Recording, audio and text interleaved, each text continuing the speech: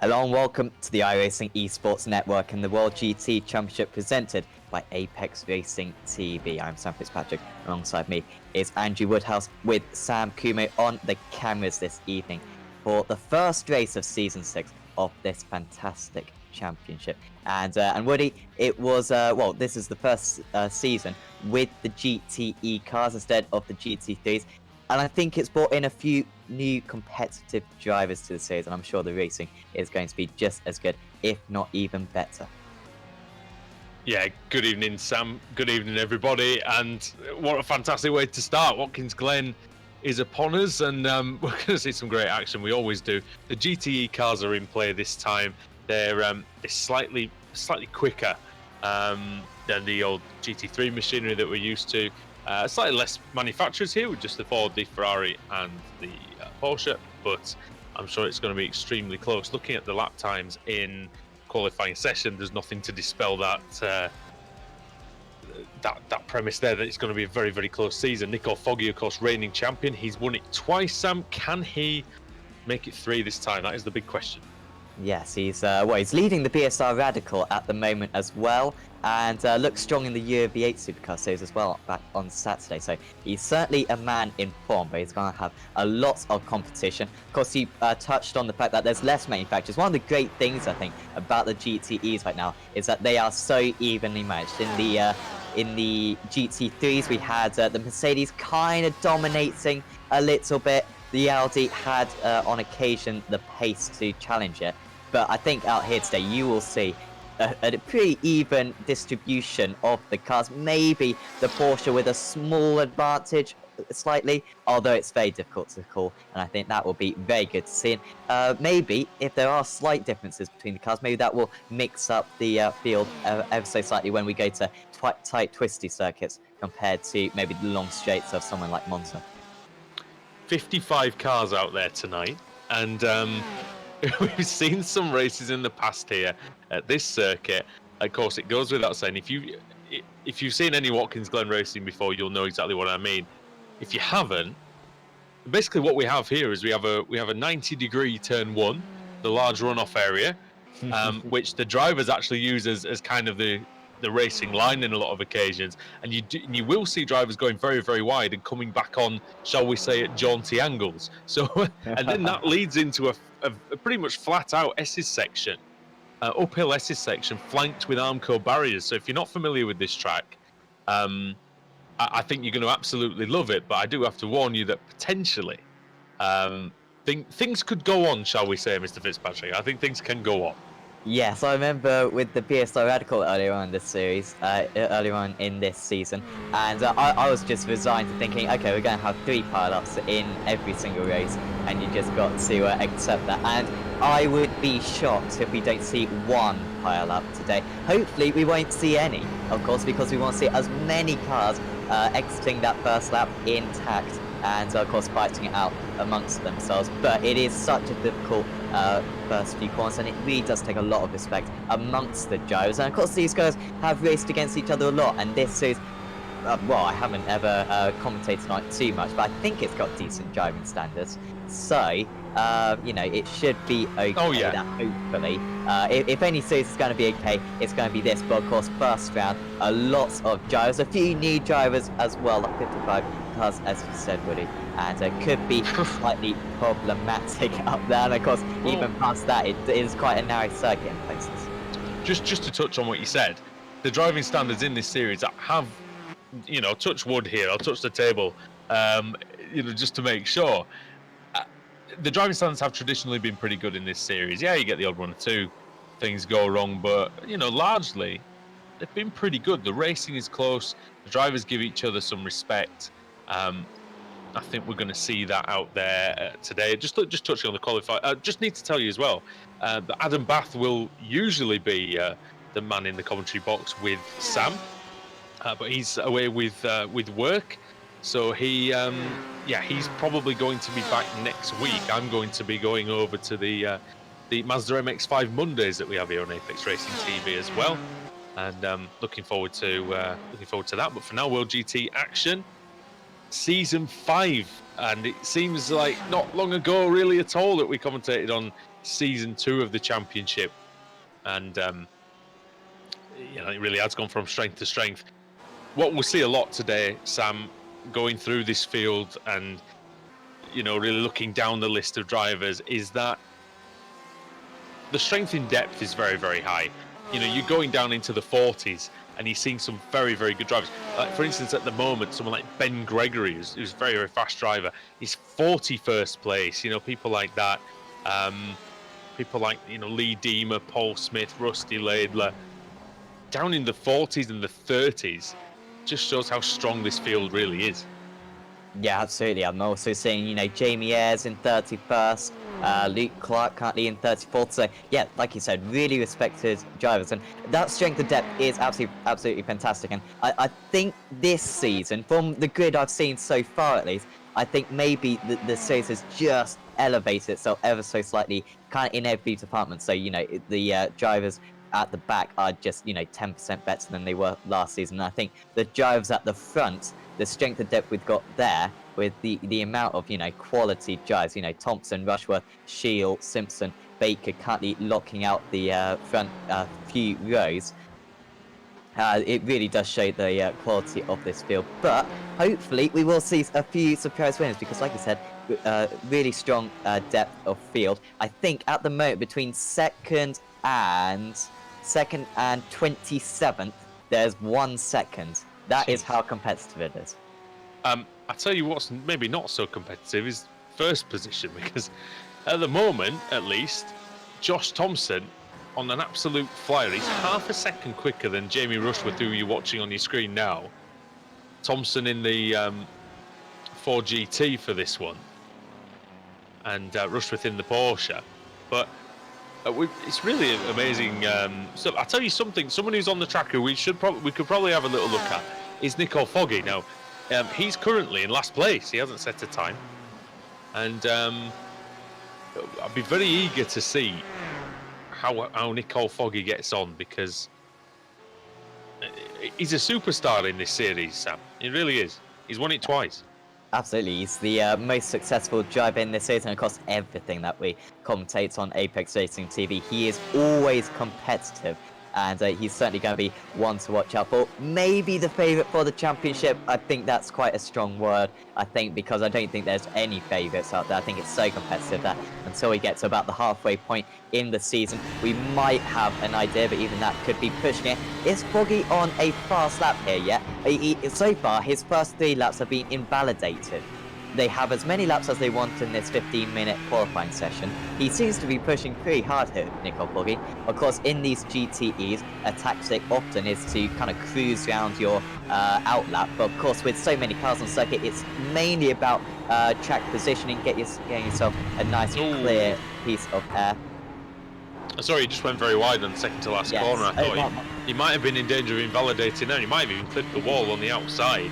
Really trying to use every centimetre of this Watkins Glen track, and that does improve, but only to 7th. I think the main problem there for him was he had to take the inside line, didn't he, in one of the corners in the middle of the lap, which didn't seem to help him too much. Yeah, absolutely, and it is so close that, a few tenths and he could have been on the front row of the grid. Of course, as we said, Josh Thompson leaps and bounds ahead of everyone else at the moment. Of course, he is a Dustmaster Mubano driver. He's racing under CQR Racehub today, though, for this series.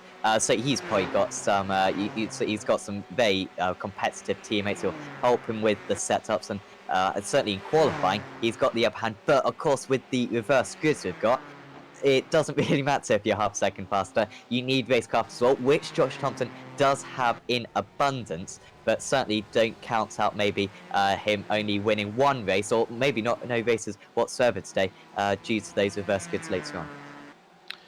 That's going to be key as well for the drivers out there, is really just is positioning themselves, as well. Some of the drivers, especially in the 30s and 40s, who it might be a little bit touch and go whether they actually do get the reverse grid, the look, shall we say. It's going to be very interesting, and I'm looking forward to seeing just how they can, how they jockey for position, and like I say, how they attempt to maybe try and steal a win later on in the night. Yeah, in this circuit, it'll be interesting to see how easy overtaking is around here. Of course, we're not using the chicane, are we? Or have I been totally We're not blind using the so chicane. far? No, we're straight into the carousel, basically. Yes. So with that this one. will improve overtaking a little bit. Of course, that carousel is pretty much impossible to defend around because you can go around the outside there easy. You can go down the inside there pretty easy. So this circuit should be possible to overtake. So it's going to be difficult for drivers to hold each other up. But of course, yeah, if you maybe get yourself out of position, get a fortunate reverse grid, start high up on the grid and make yourself a bit of a gap early on, then certainly very possible for a surprise win today. Only 30 seconds left in this qualifying session. Yeah, and at the minute, it looks like Josh Thompson's got this one wrapped up. But again, there are still a few drivers out there on some flying laps, but half a second is a big margin. We know that. Jake Blackhall there coming through these last two corners. He's had some really bad luck in the past in a few of the series on this channel, and but it looks like he's really wringing the neck of the Porsche there, and over the line he goes. 1:39.9. He didn't improve that time, which he was about 3/10 off his best time. Yes, and maybe that wasn't his first lap on those tires. 30 degrees track temperature. It looks very sunny. It's not reflecting on the circuit, it seems, so it's not too warm, and that'll keep the temperature nice and low. So these drivers, yeah, they might get more than a couple of laps out of the tires. As we ride on board with Nico Foggy, still only in 7th place, although that's approximately where he was in at Silverstone on the media day. But if he can just improve by 1/10 of a second, that will put him on the second row of the grid. So this is really important. Again, though, getting stuck in the traffic, and well, I think that's the lap gone. And frustratingly for Foggy, is that he stopped there when the other driver was maybe going to let him pass. But yeah, I don't quite know what was going on. Now, I don't think that it's going to be a massive problem for Foggy, that 7th place, because I think the key thing to the start of any championship is basically getting off to a good start. And of course, that's a bit captain obvious, isn't it? But it is, though, isn't it? You have to finish the first couple of races, because if you don't, you're on the back foot straight away. Yeah, definitely, and that's what Foggy's really done well in the BSR Radical series recently, taking the lead in that just by finishing a lot of races. As Christian Rose goes up into 2nd place. What a lap that is. Of course, yeah, one of the quickest drivers undoubtedly in this series, but he was on the fringes of the top 10 previously, and he has just promoted himself onto the front row of the grid, and of course, a decent start for him. And, well, watch out definitely for Christian Rose, because he'll probably be in pole position, at least for the slipstream down into down this back straight in a few minutes' time. Could be a key moment early on, who gets into the carousel first, because after that, you know, the overtaking is difficult until you get to the first corner again. So, yeah, we'll see what happens there. Josh Thompson on pole position. Christian Rose, that's very important for CQR Racehub that Rose can join him on the front row in 2nd place. Jamie Rushworth in 3rd. 4th position for Andy Shield. 5th is Alex Simpson, ahead of David Baker in his customary 6th position, of course. Then Jake Blackhall in 7th. Nico Foggy is in 8th position. 9th, it's Michael Adoka. 10th is Johnny Brandon. And then it's Sindre Setsas in 11th. Steve Lavallee in 12th. Dion Phillips in 13th. 14th is Ben Hackison. 15th, Simon Underhill. Carl Janssen is in 16th place, with Ross McFarlane in 17th. Daniel McCauley is in 18th. Michael Hall is P19. Then it's 20th for Ben Palmer, with Chris Wood in 21st. Mark Woodhouse in 22nd. David White in 23rd. Then it's Chris Daines in 24th. 25th is Bart Dallman. And then Mike Gray in 26th. 27th is Richard Warmingham. 28th for Stephen Burke. Jeroen Kaiser is 29th, and Ben Gregory is 30th. 31st is Robert Lundgren, ahead of Lane O'Connor in 32nd. And it's Dave Janssen, 31st. Chaz Draycott, 34th. Jamie Ayres, 35th. Michael Blake in 36th. 37th is John Roberts. And it's Luke Clark in 38th. 39th is Adam Hedgecock. 40th is Paul Smith. And it's James Underhill in 41st. Rusty Laidler in 42nd. 43rd is Jason Rowe. Josh Rayfield is 44th. It's Lars Van Rijn in 45th. Stuart Atkinson 46th, Lee Deemer 47th, 48th Scott Malcolm, 49th Lee Woodburn, 50th is Ronald Moons, and then Morgan Butler in 51st, 52nd Anthony Jacobson, 53rd is Dan Rusu, 54th is Max Spooner, and right at the back, somewhat surprisingly actually, is Clyde Whiting. Yes, well done. I think didn't set a time actually, mate. Yeah, I don't think he did. Well done for getting your way Oh. through that. You've only got to do Alright. it 2 more times. Hopefully you're not saying the whole season. I'll only have a minute next time. Oh dear, yeah. Well, we've got the pace car, which is absolutely fantastic. So of course we're used to the BSRTC on Apex Racing TV, where you got to rush through the names and you don't know when the green flag is going to come out. But no, today we've got the one of the longest formation laps, so we've got plenty of time to mull over the grid, which is of course the bacon.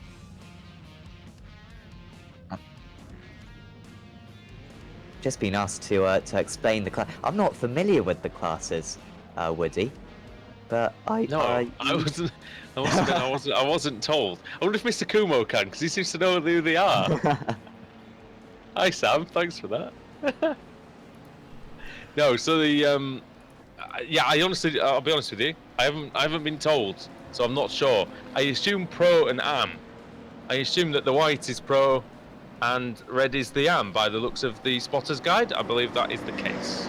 Yes, Drew, that would be correct. The white corresponds to Pro class and red is the AM or amateur class. Cheers for that, Sam. Awesome. I must admit, I wasn't quite sure. I'm doing this on 1 day's notice, so I'm not actually too You see, I have no excuse whatsoever. I was meant to know all of this, but there you go. I'll know for next season, maybe. It's the cutting-edge journalism of Apex Racing TV here, but I'm sure we'll be up to speed once the green flag goes, of course. Yes, Josh Thompson just rounding, going into the carousel now. And of course, CQR, they are 1, 2, 3, 4, 6, 7. Quite incredible, that domination. They're, of course, they're one of the most successful teams that we broadcast on Apex Racing TV. But that is quite incredible. They're clearly prepared for this a lot, and it's probably the #1 series for them currently, and it's paying off. Yeah, I mean, the key thing is going to be just keeping it clean. I mean, I know that's, again, another obvious thing to say, isn't it? But the first lap around Watkins Glen is treacherous. We don't exactly know how the tyres are going to behave. So, yeah, it just, for Thompson and for Rose as well, it's just maintaining that order. Luckily for them, though, it's really, like you said, it's only Alex Simpson who's really the interloper in that field. So, is there much danger of disruption for them? Only if Simpson really gets a flying start, I think. I think so, but surely they'll behave themselves otherwise, surely. Yeah, surely there's got to be some kind of rivalry amongst them, because, you know, they are fighting the championship amongst each other. And, well, if you're not going to fight, then I think this could be quite a dull season, because they are going to find themselves alongside each other a lot of the time. Let's see if there's a little bit of rivalry out there. Of course, Alex Simpson, yeah, the spoiler in the party. And of course, Nicole Foggy is kind of then the best of the rest, with Michael Dodkin and Johnny Brandon rounding out the top 10. But here we go. Josh Thompson, he won race 1, I believe, at Silverstone, and was very impressive en route. Managed to pull himself a nice gap. Will it be the same here at Watkins Glen? Of course, the first race of Season 5 in the World GT Championship. The first official race in the World GT Championship with these GTE cars. We are very excited. Josh Thompson and Christian Rhodes round the final corner. Pace car will peel in, and the Ford GT gets away. As Christian Rhodes already under pressure from Jamie Rushworth, is there going to be a little bit of side-by-side action here? Thompson pulling away from the rest of the field. He'll get a nice run into turn 1. Still side-by-side amongst the CQR guys. Alex Simpson has been able to hang on to 5th position for now. A little bit of a poor start for David Baker, just dropping down into 9th as they all swarm their way through here. So any contact seems to kind of be single file on the majority. And it's Andy Shield trying to put some pressure on, but he's not going to get the slipstream down here. I did say earlier on how the outside line can work well, as you see that whole gang of cars heading down. We seem to have been kind of pile up free through these first few corners, as Shield just has to back out of that one. Simpson now right on his tail. I'm looking at the timing screen. It all seems very well behaved. Nobody's absolutely shooting down the order. I think absolutely no one is out so far. So that is great to that's great to see. A few positions changing. Oh, big crash. That is Underhill, Johnny is it? Brandon. I think it's Johnny Brandon. Oh, it is Brandon, yeah. Oh dear, he's beached in the fence as well. I don't think he's getting out from there. Well, of course, one of the drivers who could contend for the championship, usually on par with his teammate Nicole Foggy. And, well, this is an early setback for his championship.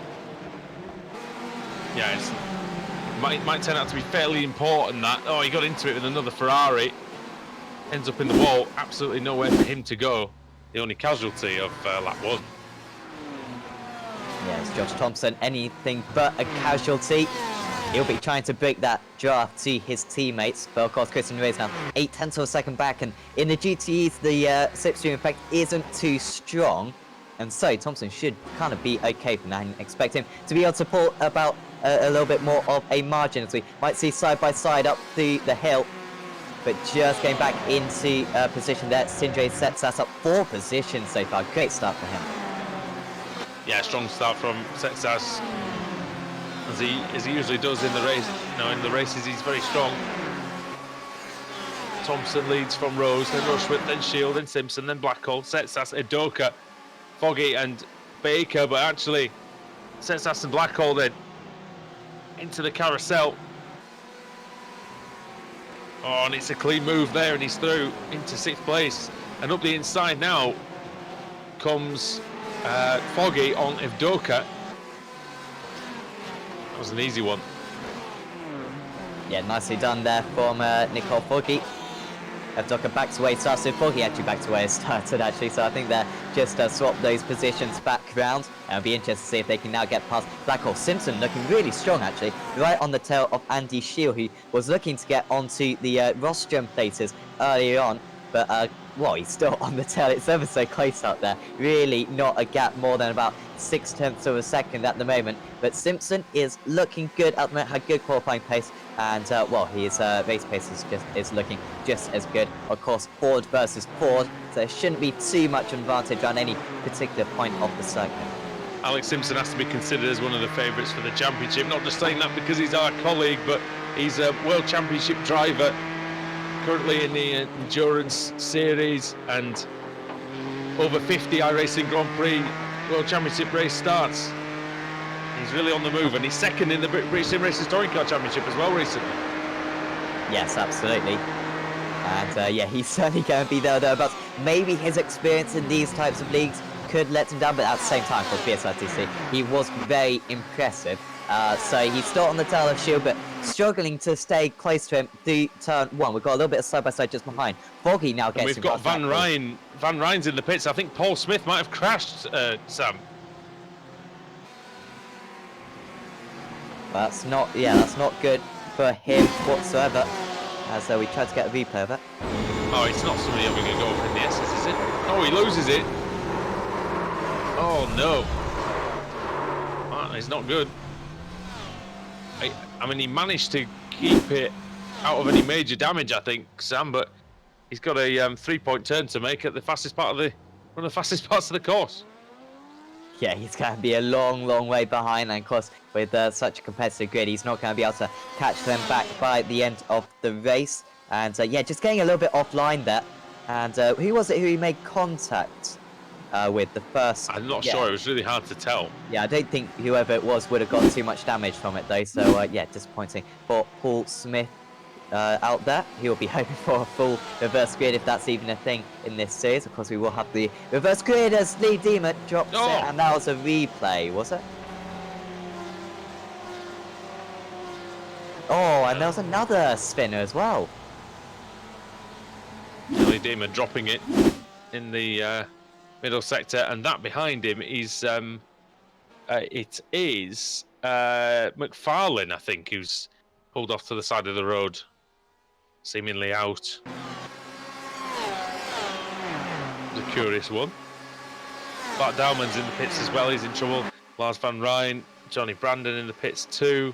John Roberts has had some problems. He's dropping down the order as well. Stuart Atkinson likewise. I think they're all in the pits. Now, Carl Janssen coming through in 13th place. Former world champion in season 3, before he was the meat in the Nicole Foggy sandwich of season 2 and season 4. Yes. Well, Nicole Foggy was the bread of the meat. Well, yeah. Sorry. Foggy was the bread. Yes. Foggy was the bread. There you go. Sorry, that analogy just always frustrates me with the lack of correct terminology. But I will get over it. Michael Hall. Because I did it correctly. Michael Hall just making his way. No, he's just lost out to Ben Hackett. Oh, I see what you mean. I actually see what you mean now. Yeah. No, I do. I've just figured it out. Right, that's fine. Just figured out that yes, the sandwich is the bit in the middle. It is, yeah. So why is that even a thing? It's absolutely horrendous. Never mind. Nicole Foggy sandwich. No, it's not a Nicole Foggy sandwich. It was a Carl Janssen sandwich. There we go. We probably just turned half of the viewership. We probably just rage quit now. I know, right? Over the last 30 seconds. But they'll now know that when you use the analogies, you've got to use them properly. Now, over the hill for Michael Hall, and he's chasing down Ben Hackison, who is a veteran of Apex Racing TV as well. Now here on the iRacing Esports Network, Hackison has lost 1 position, Hall has gained 3, and thus they meet on the circuit. And there's a side-by-side move here from Macaulay. Yeah, Macaulay out of absolutely nowhere. Oh, no, and he's run down the inside. Oh, no, it's actually Lavelli? No, sorry, it was Macaulay on Michael Hall, wasn't it? Yes.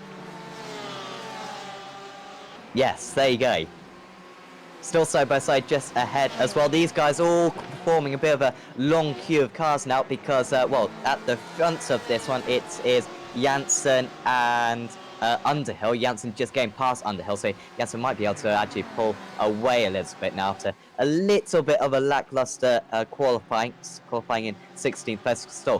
Still very competitive, of course, but we'll see if his race pace is a little bit stronger. So far, it certainly has. Underhill dropping down into 13th, and yeah, you've just got about 6, 7, 8 cars just lining up right behind. Well, given the fact that 16th place, I think in qualifying, if my memory serves me right, was maybe about 2 or 3. It wasn't maybe even 2 tenths behind like 2nd place or something. So nothing wrong with the pace. It's just the fact that he's now got a lot of overtaking to do. So see if he can do it. I don't know. Foggy's up to 6th, and actually Foggy has really turned on the style. He's got right up to Alex Simpson. In fact, I think he's making a move. Here we go. Will Simpson go defensive? Well, he's going to go to the inside here, but can Foggy still get the slipstream? He's got the momentum. He's going to try to go around the outside. It's very possible in this corner. Nicole Foggy around the outside at the carousel, and he's going to have the inside. He's gone a bit wide. One. He's on the curb, but he's got away with it, and he's the XVR driver up into 5th place, and with the momentum that he's got right now, I wouldn't bet against him maybe getting on the podium by the end of this. He's an absolute force of nature, is Nicole Foggy, he really is. And, you know, I have no idea. I posted a Instagram post to the World GT Championship earlier on this week, questioning why the champion doesn't have the number 1 on his car, because Foggy is deserving of the number 1 as anybody, possibly in the whole of iRacing. And up the inside he goes on Andy Shield now, and that's P4. He's absolutely scything through the CQR cars, Sam, like they're not even there. Yeah, absolutely incredible this. We'll use another analogy, a hot knife through butter. Oh, or is it hot butter through knife? I think either one works, as Nicole Foggy certainly is either one, as he's going to move up into 3rd place, surely. The 2 CQR drivers kind of chipping over each other, and look at that straight line speed. Nicole Foggy down the inside, and he's surely going to be able to take this position. Still hanging on is Jamie Rushworth. He's going to try to stay ahead through this part, and you know what, this is going to kill this pair's momentum, and they've got 3 cars right on their tail right now. I think it's just a question of, is Shield going to have to get out of the dots? I think he may have had to have done, because they are so close to these lot. Foggy now to the outside, and really struggling is Rushworth down the straight. That Ford, I think maybe just sets up much better down the straights, and he's going to be through. Shield trying to go through, but in the end doesn't challenge his teammate, as I think Simpson's just down the inside, and he's going to have the outside for this one, trying to be the opportunistic in this situation. Well, he's going to maybe be able to muscle his way around the outside because the CQR guys once again getting in each other's way ever so slightly. Simpson gets the inside for the next one, and I think going into the toe here, he is going to be up into 5th place. Tell you what, that XVR black car of Foggy's definitely got a lot of poke, because I think he might have done a clever thing here, Sam. He might have set the car up for overtaking and not necessarily for the fastest one lap. Yeah, I think so. I think that lack of downforce maybe is really helping down the straight, and it's enabling him to make moves. And of course, he is also a great race driver. Maybe CQR really put a lot of effort into qualifying. That's why they locked out so many of the front rows. And yeah, maybe just lacking a little bit in the race in comparison. Foggy now, well, could he catch up to Christian Rose? He's got 1.2 seconds to go. I do not want to be the harbinger of doom for Christian Rose, but I think it's almost certain that Foggy will, if he keeps it on the black stuff at least, because just the rate that he's going is ridiculous. I mean, he's gone from you can see on the screen, he's gone from 2.6 seconds behind to 1.1 seconds behind while passing 5 cars. Yeah, that's truly incredible. Already down to 1.1 seconds now, and he's gaining down the straights once again, just down this back straight, about a 10th gain. As Simpson goes past Rushworth, that's for 4th position. He's on the outside though, and once again the outside line so much better than the inside, and Alex Simpson eases his way up into 4th place. So the CQR drivers really are struggling quite a bit to hold off at least Nicole Foggy and Alex Simpson. Hell of a move there by Alex. Head of Apex Racing TV, Apex Racing UK, World Championship driver. He's done it all, and in the process of doing it all, but never been a well, he's never raced in the World GT Championship, and here he's showing quality here. But do not overlook the quality that Josh Thompson's showing at the front, because he's leading by 6.5 seconds. He's really got this Ford GT absolutely dialed into the circuit, and oh my word. Tell you what, if there was time for a commentary curse, that was going to be one. That would have been an epic one, wouldn't it? My goodness. Well, of course, on Apex Racing TV, we've also seen him on in the iRacing Le Mans Series, so he's really preparing for this car. He's doing the Pro Series qualification as well. So Yes. putting a lots of hours into this car, trying to get really quick. And, well, it's worked for him, hasn't it? He's 4.5 seconds out in the lead. Foggy, actually, on that last lap was faster than him, and Alex Simpson. So I think in the race, there is a match done, but if he can continue to qualify in pole position and get his CQR teammates just behind him, then he will be very strong in these race ones all through the season. Rusty Laidler's had a problem. He's dropped down several places to 34th position. Not exactly sure what happened. Let's take a look at Laidler then. It's into the second to last corner. Oh dear. That's not the first person to drop it there, is it? I didn't see that one, unfortunately, but was it on the exit or? Yeah, middle of second to last corner. Just spun, yeah, just the rear went. Yeah, really easy. Slight, fairly sort of moderate tap of the wall, but I mean, he's carrying on in 34th with what doesn't look like. Oh, he's gone off again. No, he's really suffering now with understeer. Might have bent the suspension slightly actually after the impact with the wall. Wonder if he's tracking straight. This camera angle will tell us. Yeah, I mean it looks all right, doesn't it? Yeah, it's not too bad for him at the moment. So well, he's trying to defend, but Jamie is going past him. Laidler staying pretty feisty here, and he's going to go all the way around the outside. And actually, I think he's going to hold on to that position. So maybe Ayres was a little bit too kind there. Could have ran into his teammate ever so slightly, but decided not to, and he stayed in 23rd place. And there's quite maybe a few cars now. Few too many airs and graces, possibly. And here comes Foggy already already through, in fact, before the S's. Well, this is Christian Rose trying to fight back, but you can see he just gets to a point, Sam, that about 3/4 of the way down the straight, just runs out straight line speed, and there goes the Ford.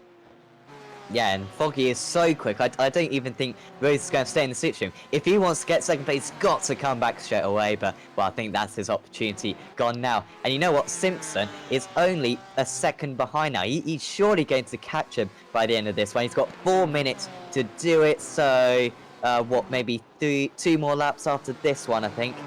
It's going to be tight, I think. Yeah, Simpson's surely going to catch. Question is, will he be able to pass? Good straight line speed for Simpson as well. Looking at the graph that the table that we just showed out there.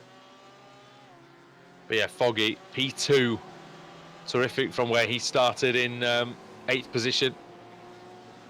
And you know, oh hello, oh he's back. Dear me, thought that was a problem for him. But when you're in as many series as Foggy and you're as good as he is, you know, you can't use Jack of all trades, master of none. He's master of all, it seems. Yeah, absolutely. He's really trying a lot of different series at the moment. Of course, he's doing this BSR Radical Euro V8, and he's also doing the V8 Scops as well, which I think is also on the iRacing Esports Network. He's going to give that a little bit of a dabble, along with Johnny Brandon. It's a good series, that. Yes, super competitive. And yeah, they'll... Speaking of which, Gregory, who's never short of a getting into a boxing match or two out there on the circuit, has just overtaken Woodhouse, I think. Yeah, no, it's Chris Wood. Yeah, Chris Wood. Oh, that's confusing. They've got Wood and Woodhouse driving for the same team. Oh dear. Oh, and same colour, yeah, on the overlay. Same colour on the timing screen as well. Oh dear. But it was side by side into the carousel. Chris Wood, car 87, trying to hang in there against the Ferrari. He's on the outside. Gregory trying to use the camber to his advantage. Wood just trying to drive it in a little deeper. Maybe. Wood's going to have to brake late here, but you've got to use that new tarmac if you can. And I think he's just about through, is he? No, he's left the space. He's left the door open, Sam. I think he ran. I think he just outbroke himself there, but he got away with it, like you said. And now Gregory having to go defensive against David White. He's just got past Mark Woodhouse. I think he's almost getting a little bit detached from these two, but now might have a chance back at David White. Will he do the dummy? Well, no, he's staying behind. White went slightly off at the previous corner and almost allowed Woodhouse in.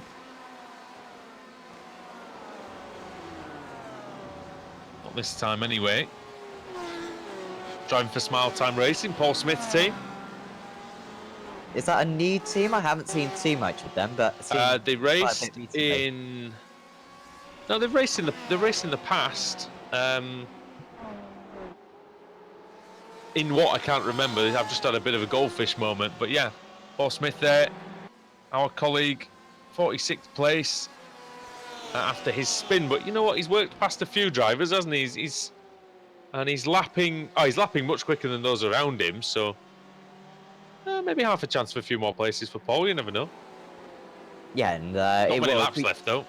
He'll be hoping for, what, a 46 car reverse. I don't think that's an option. I think we only have relatively small reverse grids for this one. Oh, he's gone!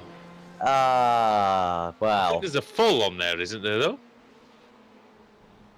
I think there might be. Oh, off in front of him. I don't know if you saw just a Ferrari on the grass there going through. Oh, I think Michael Evdoka, what's happened to him? He was in the top 10. Coming through the infield, and does he get some help? Nope. Oh wow, the Ferraris are really struggling with the rear. Josh Thompson just coming up to the line now to take the checkered bag. He's going to win the first race of Season 5 of the World GT. And, well, it was never in doubt. 5 seconds clear of Nicole Foggy in the end. Christian Rose finished in 3rd place, just about held off Alex Simpson. Of course, yeah, controversy at the end there with Evdoka dropping it. Where will he finish? I am not quite sure. I don't think he's come across the line yet. He couldn't turn round, I think. It looks like 31st it's going to be for him. That's not good for Michael whatsoever. as Oh, we've it's got not another good in front spin. either. I don't know who that was. I think it's Underhill going. And who is that going? 3 places gained for Rusty Michael. Laidler, the man with the damaged car. And, well, Good wily job, Rusty Rusty. Laidler. And he just, yeah, gains 3 places on the run to the line. That was good. I mean, that was, you know, that was definitely worth the price of admission alone. Nearly that last corner there, but Laidler coming through and yeah, taking those places. We're still waiting on a couple of drivers, aren't we, to cross the line? I think we're waiting on Morgan Butler, I think it is, and Paul Smith. Not a good start for Smith, but I'm sure he'll be able to come back if we get full -1. I mean, he's going to be in the box seat if there is one. Yeah, definitely. And actually, we can now go through the results. So it's Josh Thompson taking away the race victory. Like we said, 5 seconds clear of Nicole Foggy. And then in 3rd place, it was Christian Reyes. 4th, Alex Simpson. A great performance from Sinjay Setsas. 11th place start, finished 5th. Really effective overtaking. Andy Shield ended up in 6th. Then it's Dave Baker, Jamie Rushworth, Jake Blackhall, and Dion Phillips. Rounding out the top 10. Behind that was Janssen, who also had a good drive up 5 places. Underhill, Macaulay.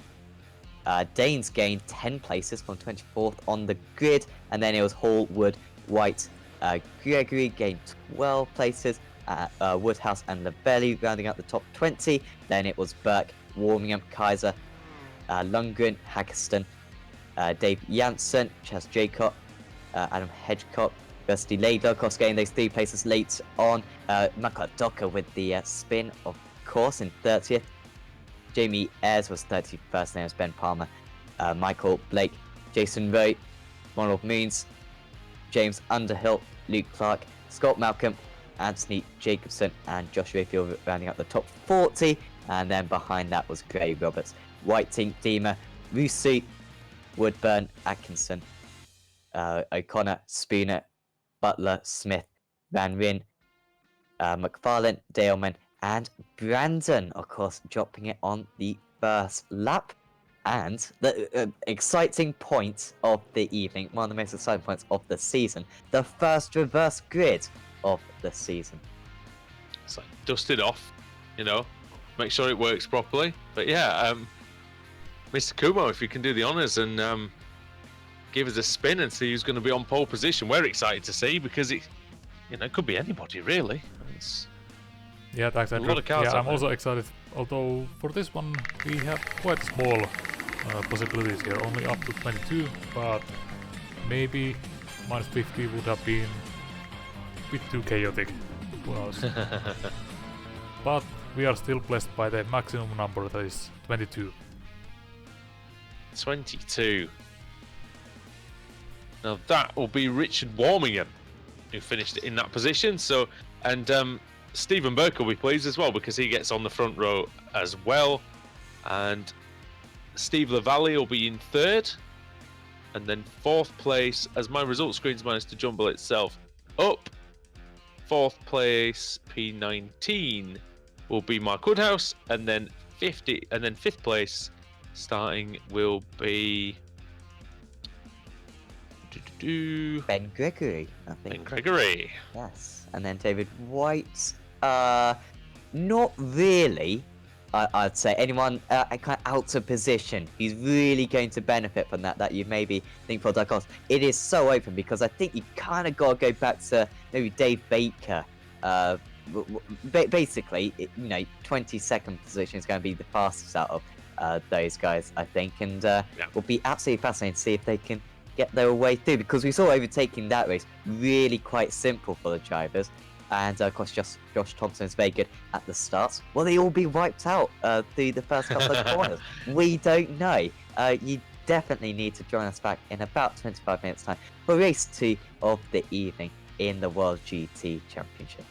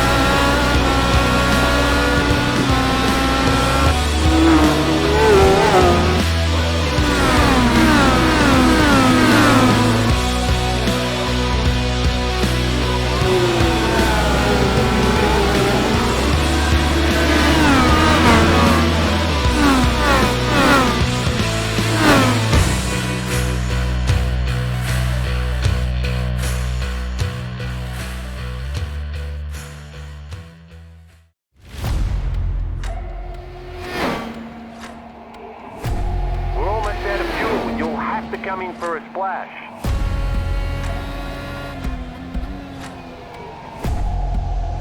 Three, two, one, now.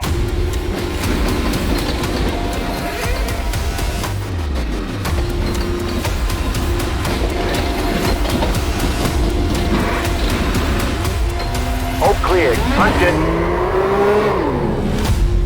Great job, you did really well.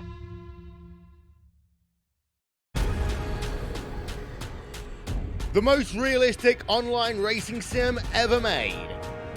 This is iRacing.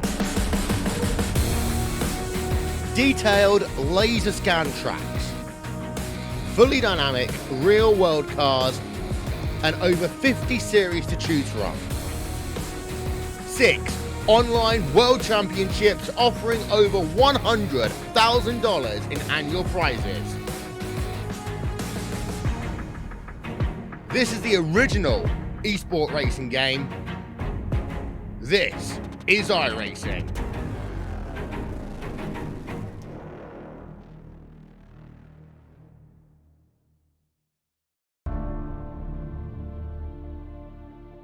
Hi there, I'm Richard Jobling, Senior Software Engineer here at iRacing. I'd like to show you some of the work that we've been doing to improve the collision and the damage in our sim. One of the major changes we've made is how our collision systems work. The old system stored the track as parametric surfaces, and the cars were made of collections of spheres. As the cars moved around the track, we would recompute planes using the track surfaces, and then test those against the spheres. This worked well for spheres, but was too specialized to adapt to our shapes. So for the new system, we've built new high-resolution meshes for each track. This is more efficient and gives us a lot more flexibility for the car shapes.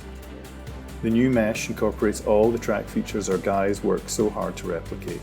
Things like curb geometry and changes in the surface material are all baked into the mesh. We've also taken our laser scan data and applied that to the mesh.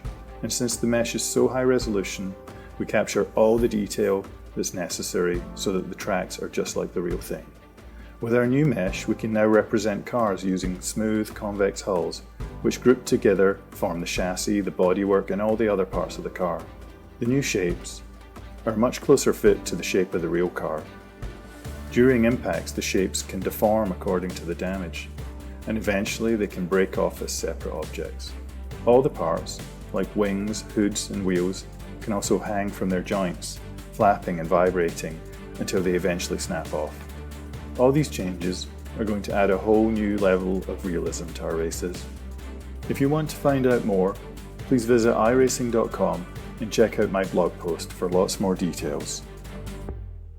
Hi, my name is Greg Hill. I'm the Vice President of Art and Production here at iRacing.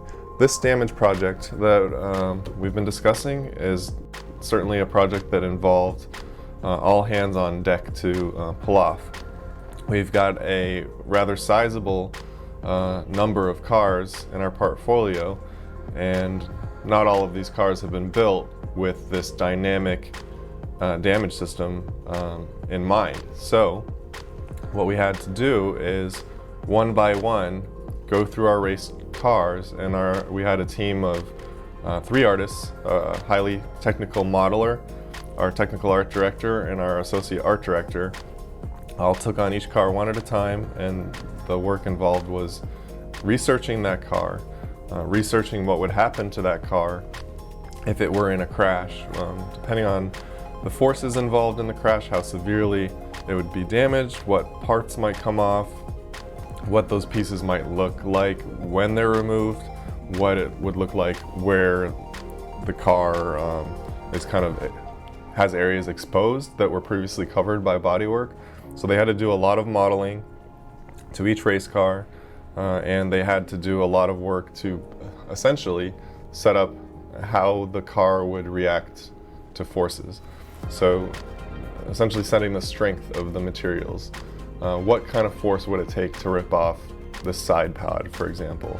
Or under what circumstances would this nose cone get ripped off of a car? Or under which would it remain, but just be badly damaged? But all said, it's been a lot of work, but seeing the car models interact with the physics system and the new crash dynamics has is really exciting and really cool to see, and definitely makes all that hard work worth it. Hi, my name is Jose Diaz. I'm a visual effects artist at iRacing. I specialize in particle effects ranging from fireworks to water fountains, debris, crash, impacts, all in the service of improving the driving experience. So you have the main sort of new damage model that Richard's been working on. So that takes into consideration all the mounts and the chassis from the cars and which materials they are. And he's making all the calculations that tell you like, okay, it got hit from this one side and the strength of that impact is this certain amount of values. If you hit something, that means that this mount gets off, something breaks. This gets added on top of that to sort of complement what is happening there with things that you would see in real life when a car crashes. So typically in a car crash, you will see all these little particles of dust, metal, scratches that will take all that force and momentum and kind of explode in a way. And it's all being driven by how fast the car was coming, how hard the impact was against what. That will give you that sense of like, man, that person really crashed hard, or oh, it was just a small bump. Hi, my name is Chris Lurch. I'm one of the vehicle dynamicists here at iRacing. Our role in the collision project is to tune the collision properties of each and every car to ensure that they behave and wrecks as a real car would. And we've spent quite a bit of time going through literature from the automotive industry on the subject to make sure that we have panels that deform the way they're supposed to, both temporarily and permanently, that pieces that don't deform but rather just break at appropriate times in appropriate ways. The cars are absorbing energy the way they should and aren't sort of bouncing off the walls in crazy ways. The major properties that we look at are stiffnesses, which is how much a piece of the car deforms when a load is applied to it. And then we look at a couple of limits. One is the force limit beyond which the piece deforms permanently. And then the second limit that we look at is the brake limit, the force limit beyond which the piece will simply break. And then we also will look at damping, which is how much the piece absorbs energy versus how much it takes like a spring and can absorb as potential energy and then rebound back out like a basketball would.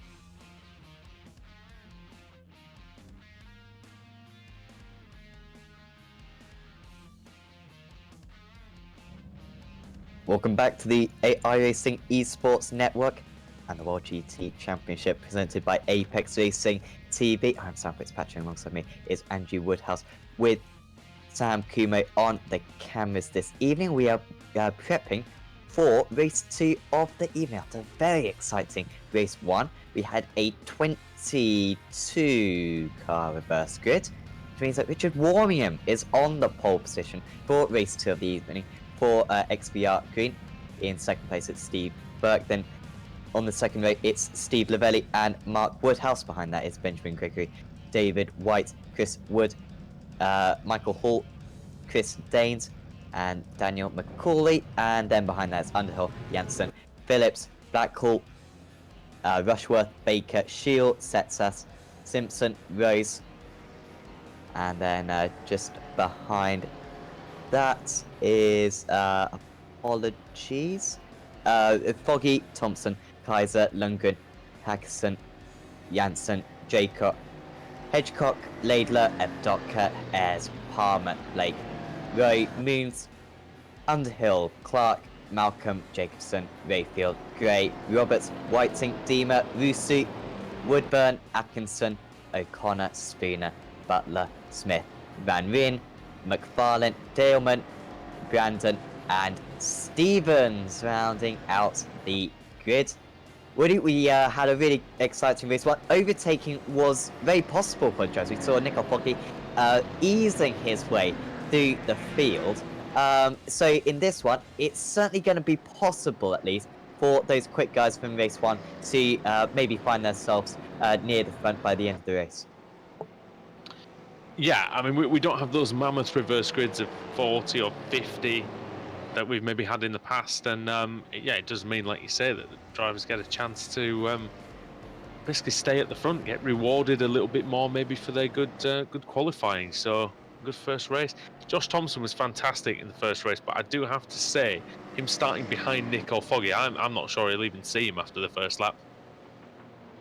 Yeah, it'll be two drivers who are fantastic in this situation. Maybe Thompson drives with a little bit more risk, so that can help him sometimes. It doesn't help him, of course, those two fighting for the season 4 championship. It was Foggy who ended up on top.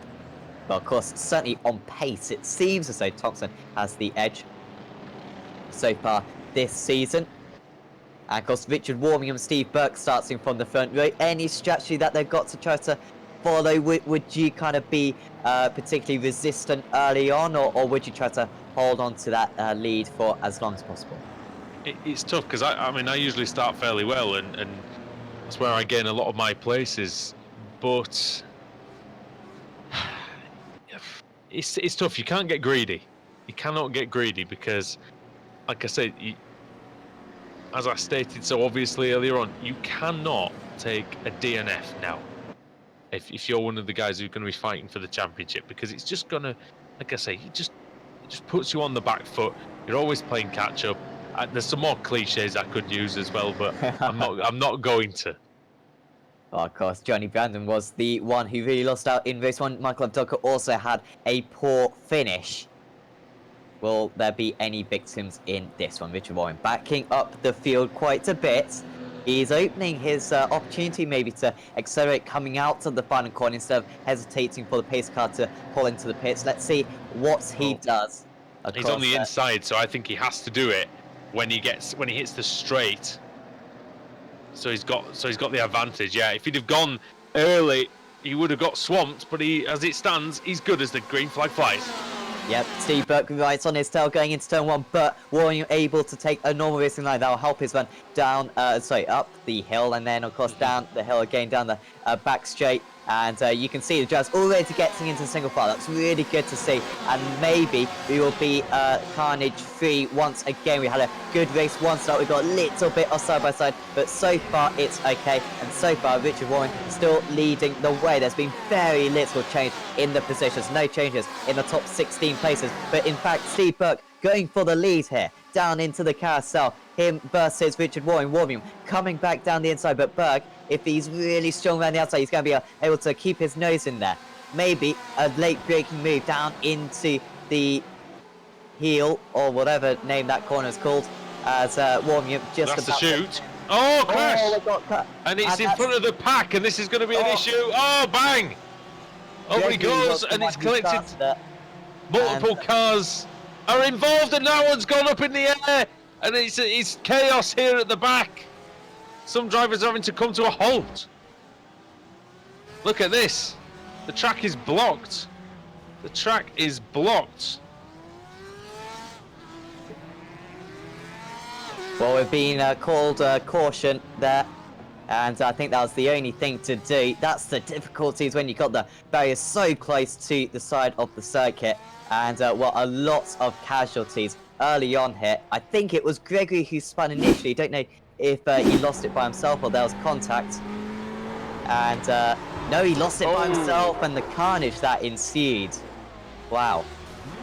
Oh, he was unlucky because he had got the right way around again, and then he got hit. And then we'll see somebody coming in. Bang! Huge one. Massive one for Gregory. I hope he got packed his parachute. We would have been able to analyse the dynamic day-night there, because he was right up in the clouds. And, well, Gregory turning back to the pits, unsurprisingly. That would pretty much be the end of his race too. And, well, what a start. We after all of that, we were saying, oh, turn 1, 2, there's going to be a pile up there. Absolutely fine first 2 races. And now, through that second part of the shoe parts of the track, the boot part. It was an unbelievable situation. Just the fact that it seemed to have kind of... You thought there was half a chance of most of the drivers at the back getting through that, but then that second big accident happened. Some cars got spat off to the right-hand side of the track, and that's what really caused it. That's what ended up... I wonder if we could go back some early and see basically what actually... how the track got blocked, because we obviously saw the contact with Gregory, but yeah, it would be interesting to see if we can spot exactly how it all stacked up.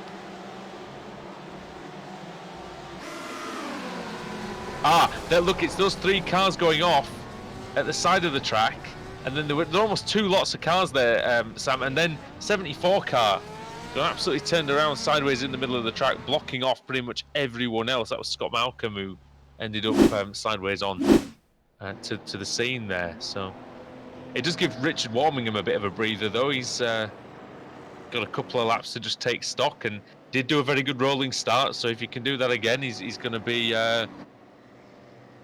you know, he's probably nearly going to be halfway to victory by the time we go green again. Yeah, and of he's course. just going to hang on. Of course, timed races here, so 20 minutes, so this pace car is going to take up a decent chunk of it. And so, of course, also Steve Lavelli managed to get up in second place. His teammate, Richard Warmingham. So, well, that's going to be a really good position for those guys to be in. Of course, their teammate Nicole Foggy will be making his way through the field very quickly as well. So, yeah, it's a good position for XVR to be in at the moment. I'll be interested to see if the top 2 fight each other. Hopefully they don't. For the sake of, you know, their team, there's no point in fighting as teammates. And, well, will they, maybe Lavelli will maybe hold up the rest of the field whilst Warmingham gets away. We expect there to be 1 more lap, I believe. I don't think it's going to be any more than 1 more. Do hope not, anyway, because we want to get going, we want to get racing again. Looking at the biggest movers so far, Ben Palmer is up 8 places, John Roberts 9, Lee Deeman 9, Ross McFarlane up 16, Johnny Brandon 17, Bart Dowman 15 positions. They're the ones who basically started right at the very back who retired in race 1, aren't they? Those 3 were the first ones out, weren't they? McFarlane was pulled off to the side of the track. Dowman spun, I think, and Johnny Brandon, of course, spun on the first lap. Now we're seeing it all shake out in terms of the cars that have gone into the pits and who are out of the race. It looks like, as it stands, that out of the race potentially are... in fact, I think it's Deemer.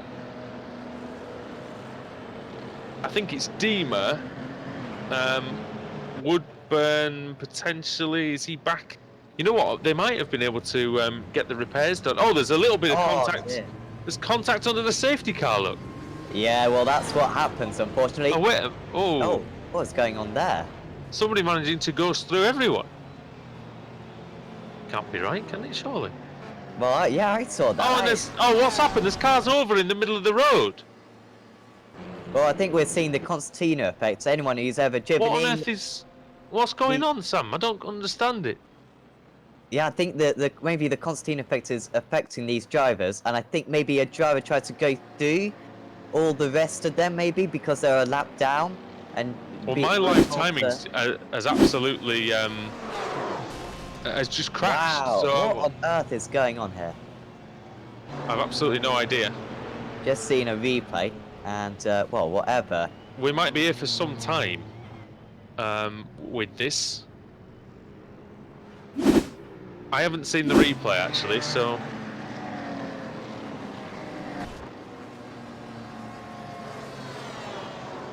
Well, I think there's a driver who's gone through the pack and taken a few drives out. Whether it's deliberate or not, I seriously hope it wasn't. But it looked pretty bad. Do we have the footage at the minute? I can't see. The minute I can't see anything at all on my screen. I've just got scenic cameras, so I'm not really sure why that's happened. Let me just check. Well, that might be better. Let me see what's going on there. It was the GT Omega car then who went through. Bart Daleman slows down. I think a couple more drivers got involved. Just so I can see, Sam, can we see that again? Just because I didn't see it, to be honest. I missed it because the software had basically had to restart. And yeah, there's a car just flying through the field, isn't there? Yeah, almost as though it's 10-pin bowling with everybody. It's almost like he can't see anyone else. Yeah, because he was ghosting through the rest, wasn't he? And then... And some weren't ghosting through. Well, of course, yeah, the last one in the end wasn't ghosting through. Maybe just suddenly appeared, but... Well, unfortunately... I don't think we're going to hear the last of this for a long time, do you? I think we've got the green flag back out as well, so I think it's Richard Warmingham leading the cars round. As at the start of this, well, it's not the start, we're about midway through now, this second race. Absolutely incredible scenes here. One of the craziest races we've ever broadcasted on, with the pace cars and all sorts. But of course, it means a lot of casualties. But Richard Warmingham still leading the way. He's under pressure though from Steve Lavelli, his own teammate. Stephen Burke's trying to get involved. Down the inside goes Burke. And this is ever so important because these guys have got a real chance at the win now. They're pulled away from one another. Burke now on the outside. He's going to try to muscle his way round. If he can get all the way around the outside here, he'll have the inside for the toe. But he hasn't been able to do it. And Warmingham getting a nice little advantage right now whilst the four drivers behind all fight amongst each other. Just off screen, David White, I think he's out of the race. Maybe Josh Rayfield's out of the race as well. This is very, very close. Oh my goodness me. That is Chris Daines for Northern Lights Racing, GT Omega in the Porsche on the outside, and versus Steve Burke in the Beast Racing car with the blue and black trim, and then Mark Woodhouse in the Smile Time Racing car in the burgundy with the blue trim.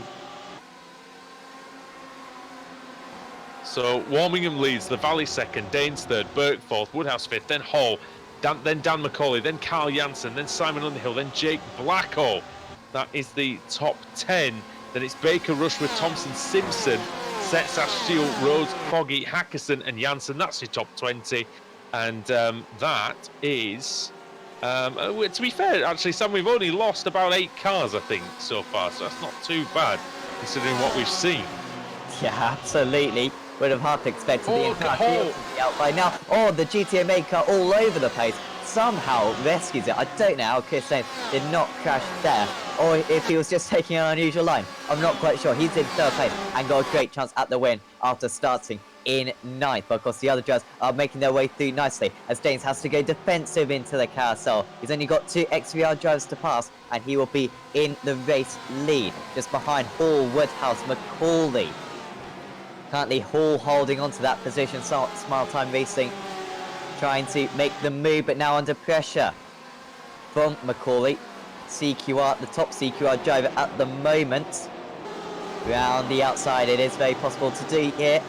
So many of these corners, and that's very nicely done. Got a fantastic launch, and that's a very effective move there from Daniel McCauley. Good launch, and he had that slipstream as well on that higher line. So when he came out of the corner, he immediately had the draft. Now, look at this. There's a Ford moving around in the background and maybe going for it up the inside. I think that might be. Is it Janssen? Is it in the Ford? I think so. Yes, it is. It's Carl Janssen.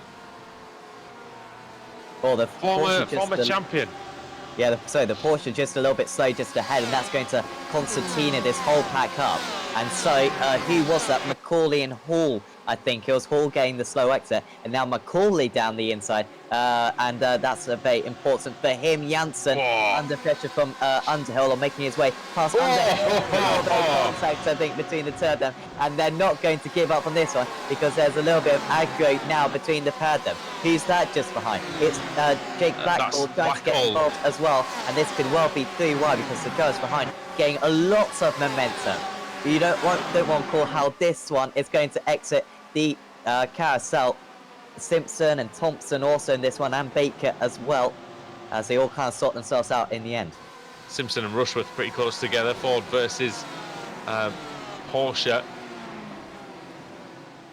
Simpson in 13, 14 for Rushworth. Then ahead of them is Thompson, then Baker. Janssen in the Core Motorsports car. Then it's Blackhall for CQR. And then Underhill, Woodhouse, Hall. Then you're into the top 5 again. The top 5 are still fairly close together as well, Sam. I mean, they haven't broken away at all. Oh, Stephen Burke, what's happened? What's going on with Burke? Oh, he's in the gravel.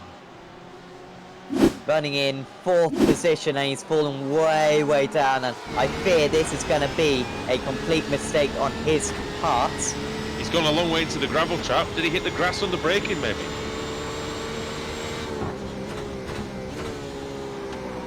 Oh, yeah. Wow. Lost it on the entry.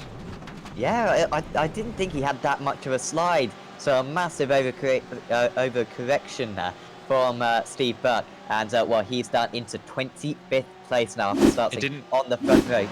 He didn't have a lot of grip, though, when he turned in. It was a bit sketchy. Can happen in these... It's funny, because I've driven... Whoa! It's a close goal coming out of the pits. Driven these cars in the Le Mans 24 hours and really felt very stable. So it might be just the way these guys have got it set up. For Watkins, there's a car on the grass in the back straight. There's a Ford. Not sure who it was. Might have been. It was a Ford GT with some blue trim on it. I wonder if it was maybe Andy Shield, was it? Yeah, no, it wasn't Shield. It was 3 cars behind Shield. That was... Oh, is that Foggy who was on the grass, was it? Trying to make some places up? Could have well been trying to make his way through after a little bit of a disappointing start. Simpson's trying to get past Thompson. This is really important because Thompson hasn't been able to make his progress so far, as it's really tight going into this next one. Is it Toe? No, which one's that one? That particular one is the... No, that's the heel at the bottom of the course. The toe is the one with the big camber at the top of the course, basically. On the grass for Dave Baker. Alex Simpson now with the 4GT. He's got good speed underneath him. He's got good power. Can he outbrake David Baker up the inside into turn 1? Baker on the outside. Former BSRTC champion is Baker. Alex Simpson, a former iRacing Road Pro Series champion. Some good pedigree here in this battle. And behind them is another BSRTC champion in Rushworth, this time driving for CQR. And Rushworth very nearly into the Armco, Sam. It's crazy out there. Yeah, Rushworth's going to have an awesome launch here. He's been trying to get past Simpson for a while. But you know what? Maybe he isn't going to quite be able to go through. This is kind of dependent on Simpson, how this battle is going to end up. Because whoever he slows down on the inside, and I think he did just slow down Rushworth a little bit there. And now Baker being able to take back that position. These guys... Baker nearly chopped. Really nearly chopped off Rushworth there. They've raced All against each cars other a for little many bit years. slow. No, that's a back marker, so I think that's either Gregory or Evdoka. Yeah, Docker, I think. Potentially, yeah. Yeah, I think he's the first driver a lap down. Chris Danes has taken the lead. Oh, and Jesse Stevens in the wall. Stevens is having a really good run. I think up 20 places at one point. Up into the top kind of 25 drivers. Not anymore. Chris Danes into the lead. Did we see that on the... Did we see that? No, I don't think so. And he's pulling away a little bit as well. 6/10 of a second. Here it was. So, well, I think it's going to be the quite a conventional overtake. I'm surprised actually the slipstream effect in these cars, or maybe Danes had a little bit less damage. Really got close to the back of Warmingham's car, and so much momentum on the outside there. Could easily carry the speed round the outside. Yeah, Danes has improved a lot since we first saw him on the channel. And nice accomplished driving so far anyway. Can he break away though? That's the tough part. It's already getting the lead here at Watkins, but yeah, keeping it is another matter because we've got these long straights. 2 or 3 of them. And that move is by Macaulay up the inside of Lavallee for 3rd. So Macaulay onto the podium positions. Yeah, he's been the one who's really looked the fastest out of these guys so far. So he's 1 second off the lead. He's got 2 minutes to go. Whichever way this goes, we are going to have a surprise winner, which is absolutely fantastic. Because the top driver, I guess, Josh Thompson's only in 8th. He's a long way off. Well, I say a long way off. He's about 3.5 seconds off the race lead. But with many cars in the middle as he nearly gets hit there by Simon Underhill. I will say, and this is probably famous last words as well, but I haven't seen any really stupid driving so far yet, which is very, very good, as there's 50 odd cars out there, and yeah, we'll ignore what happened in the safety car period, but because we don't really know what happened, so I'm not going to pass judgment on that. But Josh Thompson, P8, having a look then on Woodhouse. Woodhouse, is he going to move to the inside, or is he just going to take the slipstream? He's just going to take the slipstream off Jake Blackhall. That's maybe a sensible thing to do. Can he keep his nose in front of Josh Thompson? Thompson up the inside, late on the brakes, and race 1 winner, championship leader, of course, as he is, going through into 7th place. Yeah, he should be championship leader after this one as well. We've got a car on the wall. That's Woodhouse. He needs to keep it going straight here.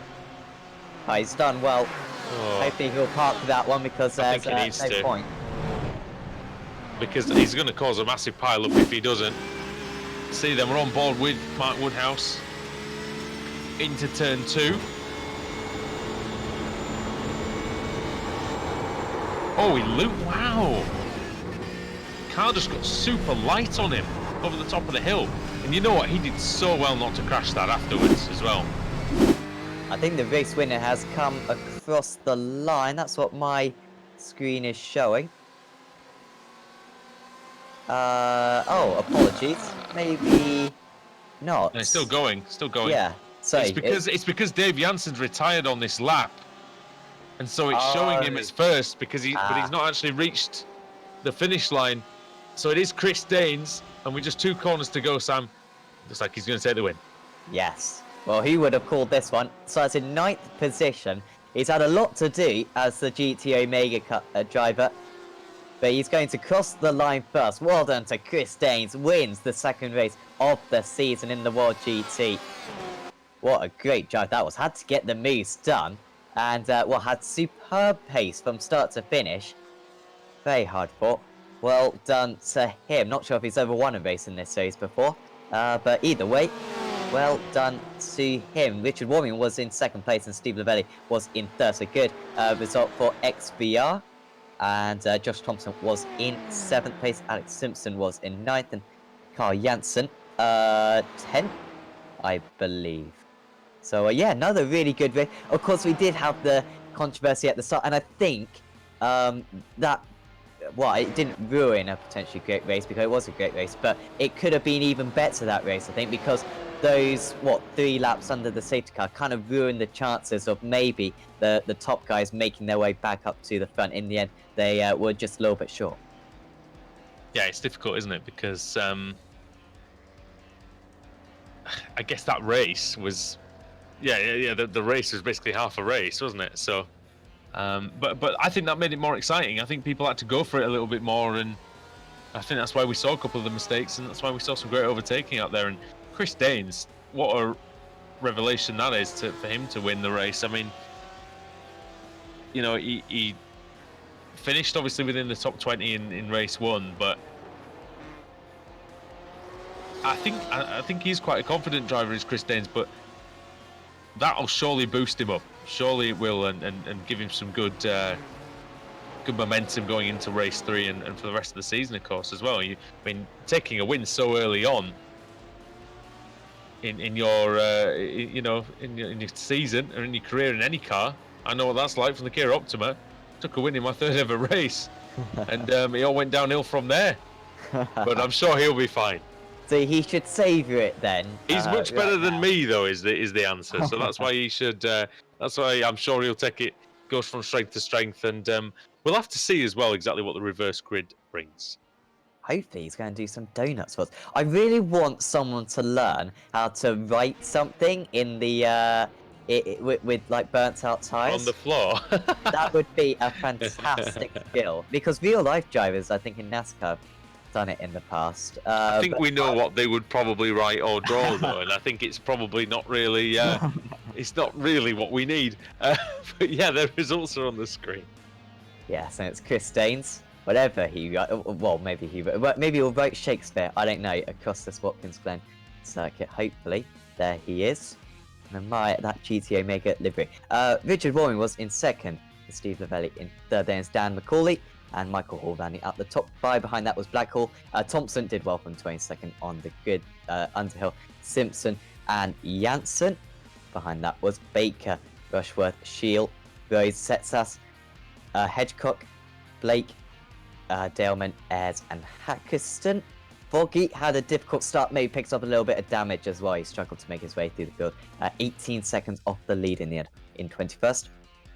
And then it was Chris Wood, Lane O'Connor, Paul Smith, Stuart Atkinson, Luke Clark, Ben Gregory, Ronald Moons, Ewan Kaiser. In fact, actually, Gregory was the one who was about 30 feet up in the air. He finished 25 seconds off the lead in 27th. That's quite incredible. Ronald Moons, 28th. Ewan Kaiser in 29th. Then was Ross McFarlane, Jason Roy, Lars Van Rijn, Lee Woodburn, Dion Phillips, Scott Malcolm, Rusty Laidler, Jesse Stevens, and then Johnny Brandon. Poor day for him so far.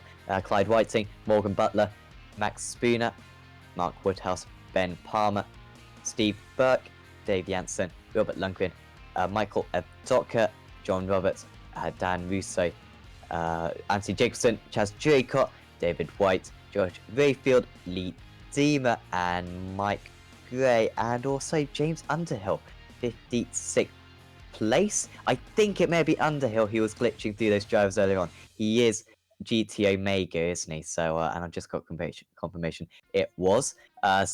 He actually disconnected about 2 seconds later, received through pit fault on okay. level. So it probably totally couldn't see wasn't the his fault. cars.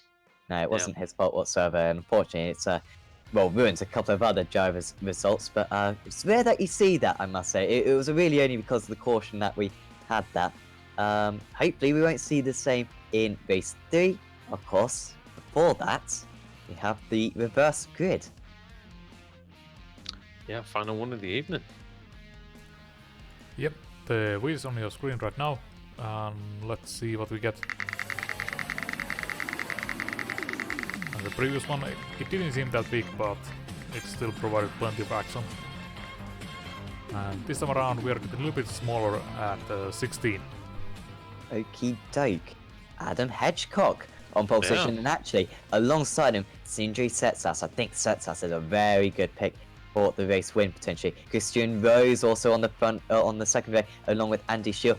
This one's got a lot of top drivers there or thereabouts. Yeah, and then Rushworth and then Baker behind them. So I mean, some great opportunities for them to move forward, surely. Yeah, definitely. And of course, Simpson and Thompson aren't going to be too far behind either. Bit of a setback for Foggy though. 21st he finished, so he won't be a part of that reverse. So he'll have to come through the field if he wants to get into the top 10. Yeah, he's only going to be, well, I say only, he's going to be saying about 15 places behind Josh Thompson, which is not what he wants whatsoever. I think top 10 is certainly very possible for Foggy. Well, let's see what he gets. 25 minutes-ish until race 3 of the evening, the final race of the opening round of the World GT Championship.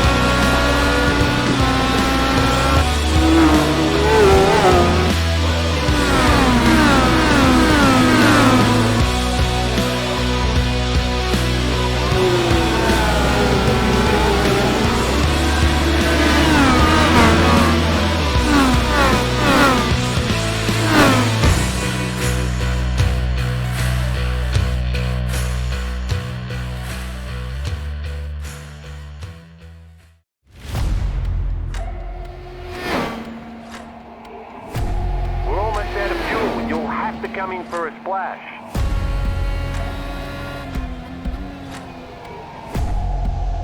Three, two, one, now.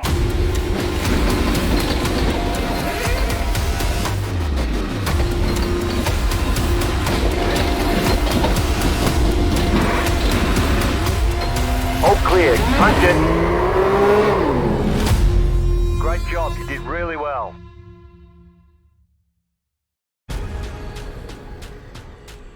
The most realistic online racing sim ever made. This is iRacing.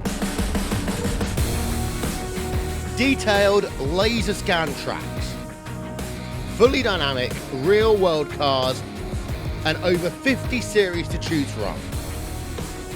6 online world championships offering over $100,000 in annual prizes. This is the original esport racing game. This is iRacing.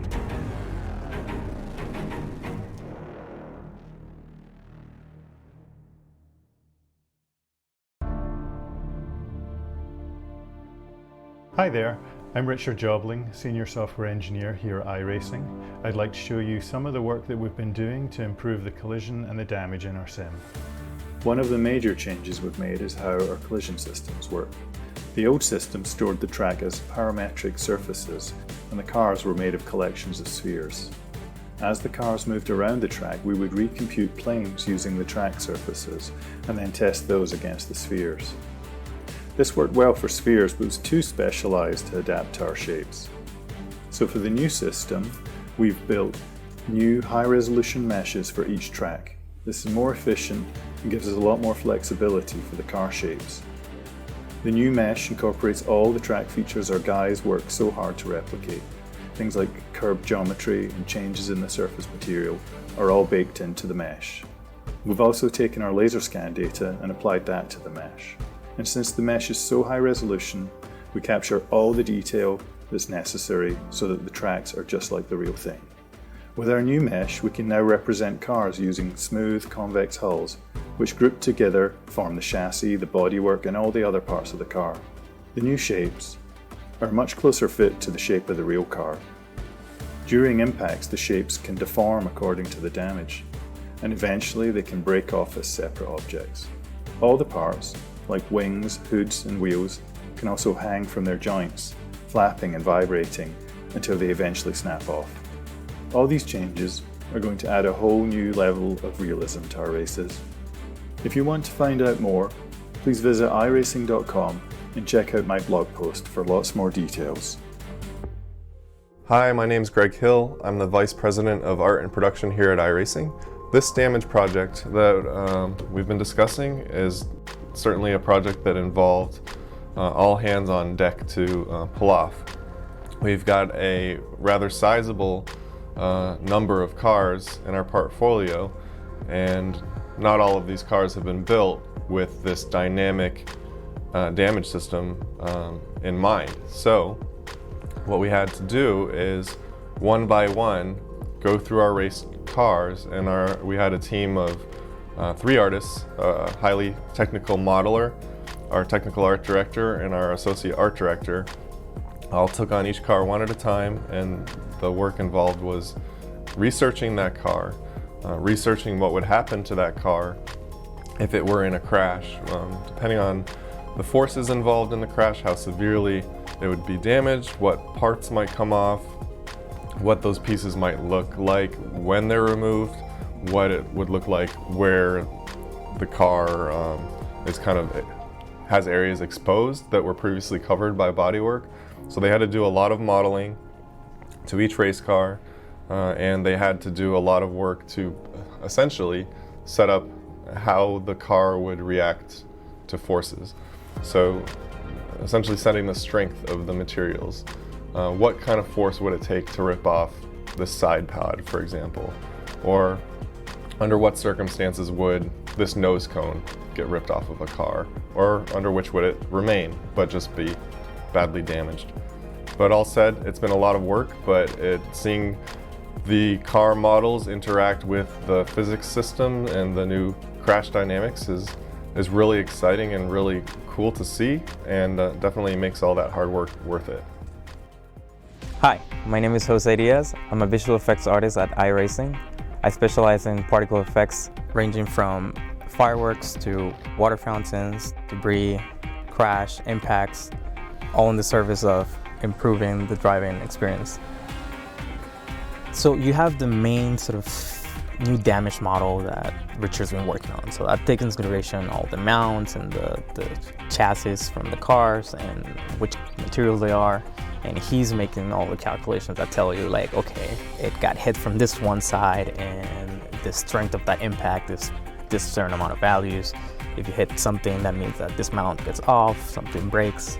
This gets added on top of that to sort of complement what is happening there with things that you would see in real life when a car crashes. So typically in a car crash, you will see all these little particles of dust, metal, scratches that will take all that force and momentum and kind of explode in a way.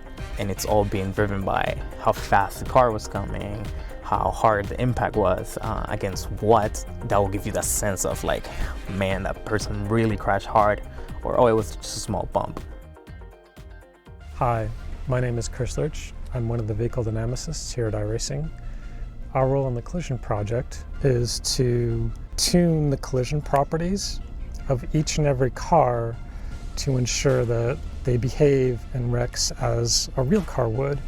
And we've spent quite a bit of time going through literature from the automotive industry on the subject to make sure that we have panels that deform the way they're supposed to, both temporarily and permanently, that pieces that don't deform but rather just break at appropriate times in appropriate ways. The cars are absorbing energy the way they should and aren't sort of bouncing off the walls in crazy ways. The major properties that we look at are stiffnesses, which is how much a piece of the car deforms when a load is applied to it. And then we look at a couple of limits. One is the force limit beyond which the piece deforms permanently. And then the second limit that we look at is the brake limit, the force limit beyond which the piece will simply break. And then we also will look at damping, which is how much the piece absorbs energy versus how much it takes like a spring and can absorb as potential energy and then rebound back out like a basketball would.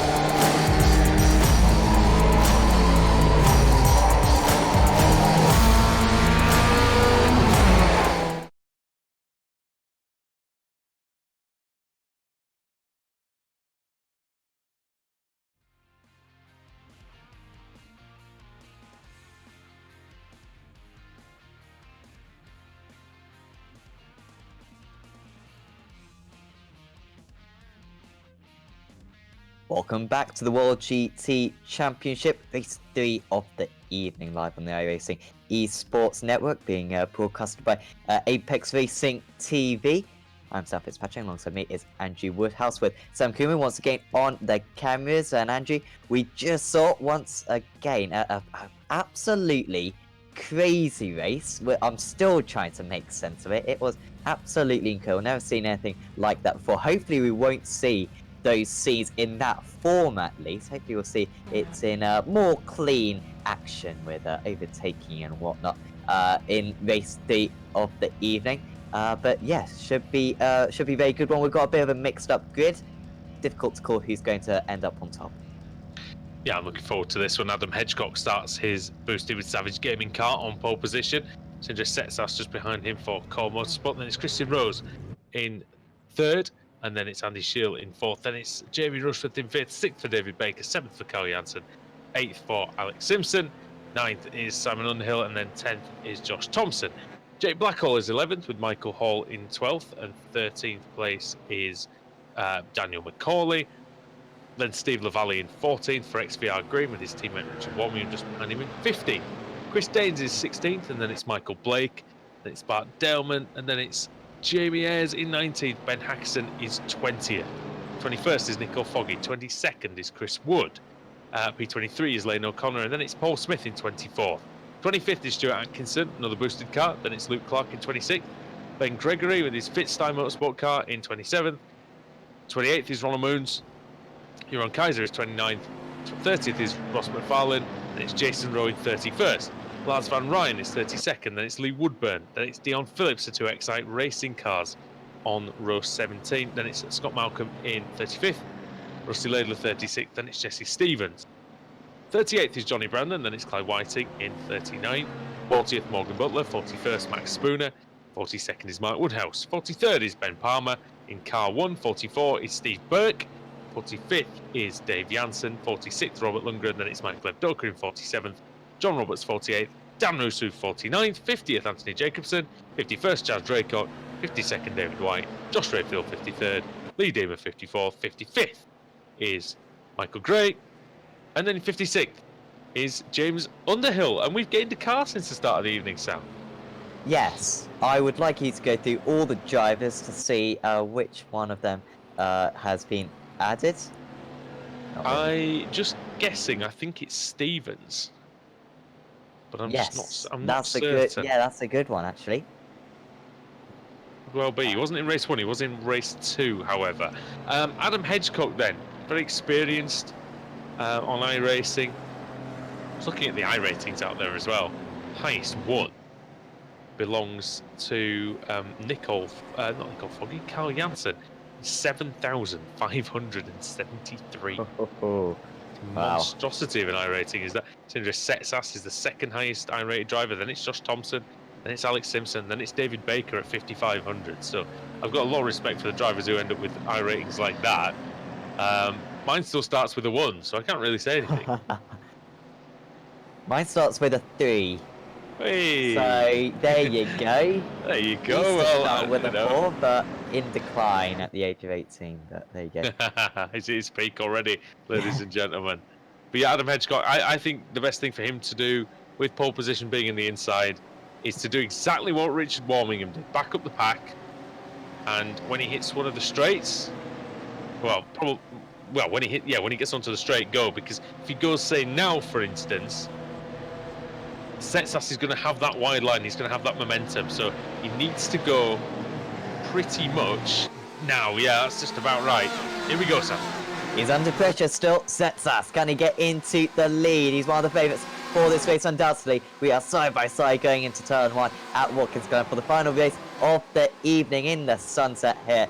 As around the outside goes Setsas. That's a brilliant run from him. And he's taken the lead already. That's exactly what he needed to do. Now, can he pull away from the likes of Christian Rose, Andy Shield, Jamie Rushworth, all the CQR drivers, Alex Simpson as well will be near the front, and Dave Baker as well will head into the carousel. Still caught to call who's going to end up on top, because Setsas is under big pressure from Hedgecock. But all the drivers are a little bit restricted in their movement because it's side by side all the way down the field. Rose going round the outside. He's going to try to go up into the lead, but second place might just be good enough for him at the moment. He's going to have a chance into the chute. Just about holds off for now. Also, Dave Baker just getting ahead of Jamie Rushworth as well. It's really close just behind. Very tough move to make on that one from Setsas as he went all the way around the outside of Adam Hedgecock. I tell you what, when the tyres aren't necessarily up to temperature and you're not quite sure about the brakes and things like that, then, well, you know, you're really throwing the... really just throwing it out there, and Setsas fantastic job. And now Christian Rose has got through in second place, which again bolsters the CQR challenge against Setsas in the core car. Oh, yeah, spinner! It's a Porsche. Paul Smith again, I think. No, it's not. It's not Smith. It's Danes. It's Chris Danes, who won race 2. Well, I did say earlier on how it might just be his peak. Well, I think he's going to be dropping down the order in the championship a little bit after this one. Unfortunately for him, Blackhall, wow, down the order. He was running around the top 10. Whoa! And he seems to have quite a bit of damage. There was a slightly questionable rejoin in there as well. Quite sure who that was. Jumped in pretty much right in the middle of Smith and co, I think. Here's Janssen in the core car. And that's Simpson on the outside of him. Car 88 is Simpson, and Janssen is car 92.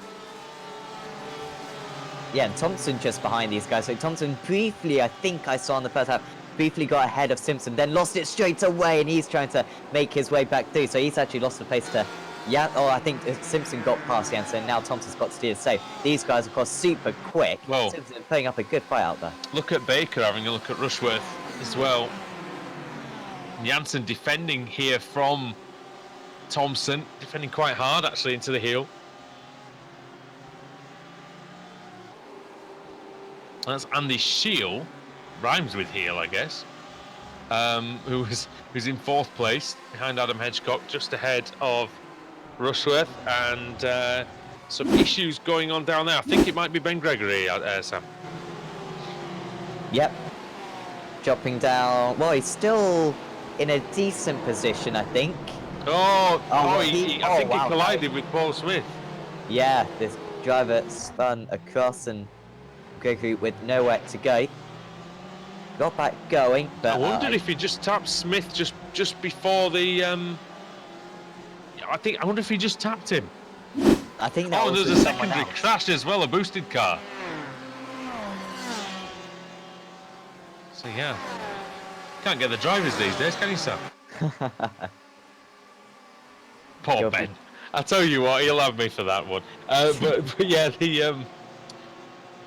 but Ben Gregory, I'll tell you what, when he either makes a mess of it himself, or it's absolutely not his fault. There's nowhere in the middle. Well, yeah, of course, in the last race, it was a combination, wasn't it? He spun it, was unscathed, and then, then was over in the air. Got back to a decent place, though, in the top 30. Well, of course, not a good race. But him, Adam Hedgecock, dropping down the order. He's down into 6th position now. And this is on. Is this a theme? Is this Gregory again? Oh, into the carousel, loses it. Oh, and there's a car wide as well. Ferrari off ahead of him. Oh my word! How did everyone miss him? He does well to get that out of the way. Actually, get that over near the tyre wall. But that's down to 48th for Gregory now. Yeah, and with quite. It was Stevens that was off at the carousel. Sorry, Sam. Yeah, so I was just going to say with quite a lot of wounds as well to show for it. So, yeah, it can be a bit of a painful end to his race. 15 minutes to go in this one. And still out in the lead, Sindre Setsas. And he's got about a 0.6 of a second lead over Christian Rose. They're pulling away from Andy Shield and Jamie Rushworth and Dave Baker as well. They've got a massive pack of Hedgecock, Simpson, Thompson and Coate. Foggy making his way up through the field. He could be at the back of that pack, certainly by the end of this race. I think he's not going to catch up to the likes of Simpson and Thompson by the end of this one. But he's putting in a good performance, and he's got a couple more drivers to get past in this pack, and then he'll be on to the next one. Shield has got past... No, it's just ever so close there amongst these drivers. It's about 1/10 of a second. CQR amongst all each other. Well, really, they need to stop fighting amongst each other and go catch the top two, because it's possible for them. Instead, they're kind of wasting themselves quite a bit of time. Shield having to defend from Baker and Rushworth. Simpson and Thompson side by side as well. This is a replay of Nicole Foggy in the carousel, battling away with the Team Mad car, and Foggy goes off, and he spins, and there's was that Janssen that was off as well in front of him? Separate incidents, maybe. There was an XVR driver who went into him. That could have been Warmingham or O'Connor, maybe. Not quite sure. I wonder what happened to Janssen, because he was spun. I wonder if that was just a spin for him. There he is, in fact, the Swede. Oh, he got hit. Down. Got hit by the CQR car. And there's Foggy, wow, and then he gets hit on then another car goes off onto the grass and wipes him out. Yeah, that was the other XVR driver, so yeah, not good few moments for that team. Absolute scenes at that corner there. Now, speaking of which, Baker, Thompson, Rushworth, Simpson. I think Thompson's around the outside there. He's just got past Alex Simpson next. So next up is Rushworth. Shield, well, it's best if he just ran away right now, but I'm sure he hasn't quite got the pace to do that, otherwise he would have already done so. As, yeah, Rushworth just defending off Thompson. Thompson's now got past Baker. Now, how fast can he get past Rushworth? Now, he's going to go for it straight away, but thought better of it. How far is Thompson off the lead? About 4.5 seconds.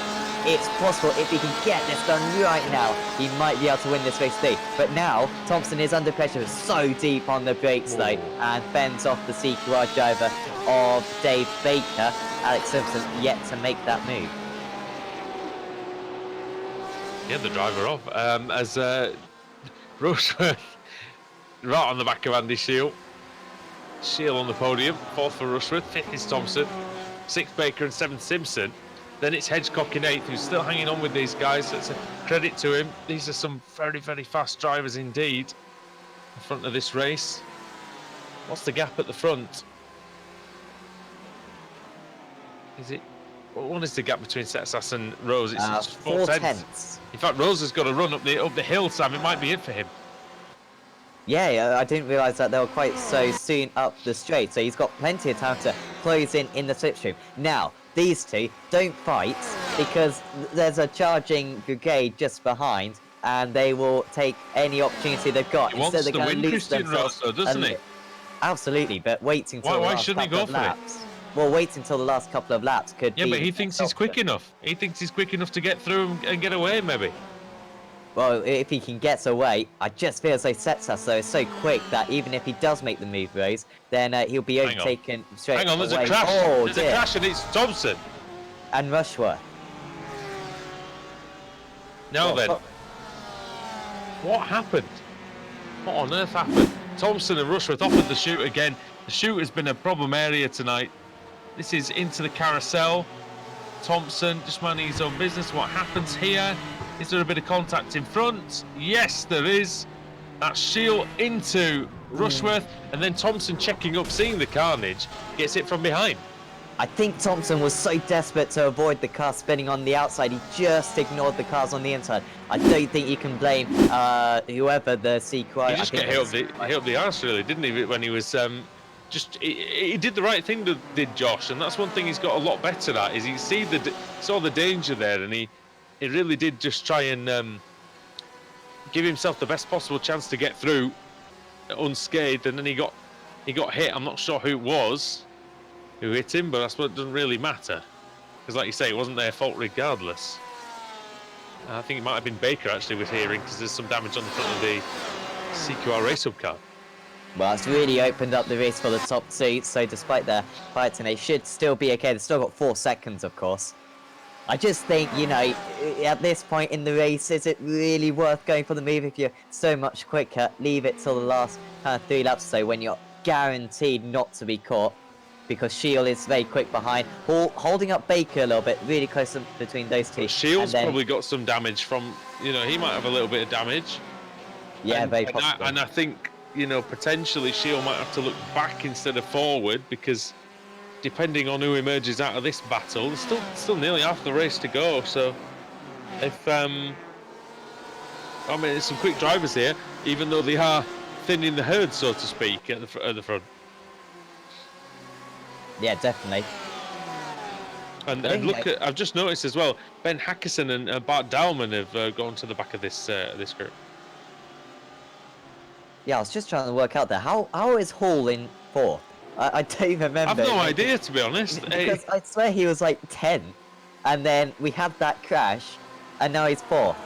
He must have absolutely just floored it through that carnage and gained a few places, because no way was he ahead of Simpson at one point, and Simpson has been really quick in this race. He was ahead of Simpson, yeah.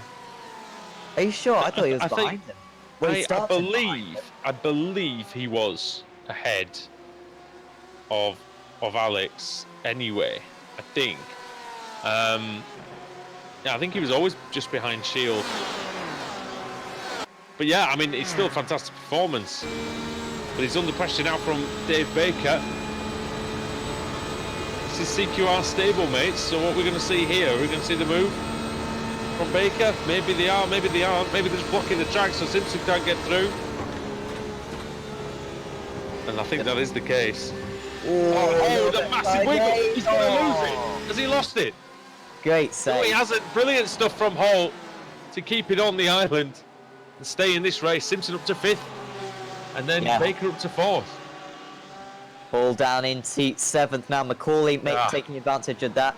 Well, that's annoying because he wasn't under particular pressure there. It wasn't as though Baker was going to go for the move. Oh, problem for Ben Palmer. He's dropping way down the order. He was in about 18th place, I think, and car won. Well, not Ichiban on this occasion, I think. Let's have a look. What happens to Palmer here? Does he go for it on the Ferrari? He does. Oh, and he runs out. Oh, he gets on the grass. He gets the rear on the grass, and of course, the Porsche is it's a little heavy on the rear, isn't it? So if it gets on the grass, there's not much you can do. Yeah, definitely. That's such a painful one because the grip out there so far I've seen today is very at a premium on the outside of that corner. And there's almost a little bit of contact afterwards as well. That was very unnecessary there. Well, I think Palmer's having trouble controlling the car, to be honest.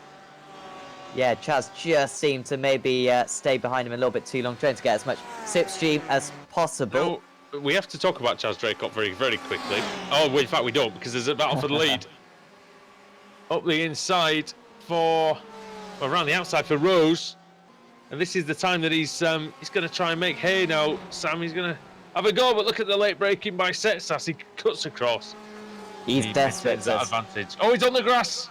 Oh, he's going to have to go defensive again. Almost trying to go for the dummy there was Rose, but there just wasn't enough room on the inside. And now trying to get the cut back really early on the power. Does he have to lift off? No, he pretty much nailed that one. And look at the extra speed he's got down the straight. Now into this next one. He looks to the inside, does Rose, but once again, the slight defense there from Sindri Setsas. He's really desperate to stay in the race lead. He's fending off any attack. They are maintaining that 4-second gap, so at the moment this fighting isn't going to cost them. Shield is really not got much pace over these guys, maybe a 10th or so per lap when they're not fighting. So these guys, to be fair, should be okay to fight for the last 5 minutes of this one. Yeah, tremendous stuff by Setsas. He's very experienced. He knows exactly what's up. He knows exactly what to do out there. the evening sun descends in the New York sky. So what, Dan McCauley, fastest man on that lap, 1:39.9. The only man under 1 minute 40.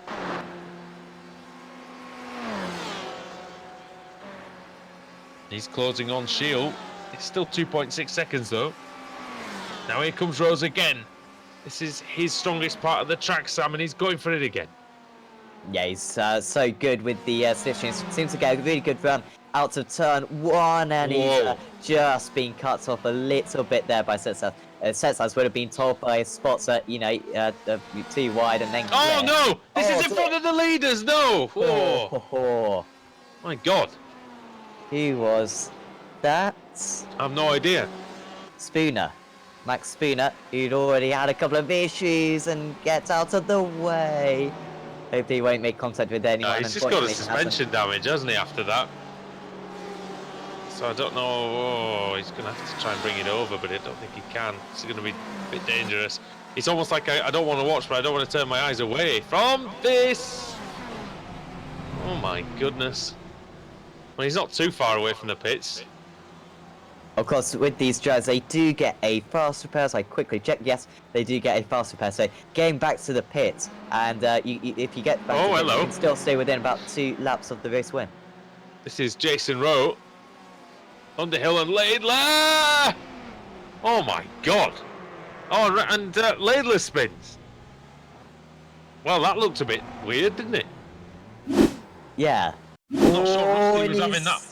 Not sure Rusty was having that much fun there. Let's have a look at this again.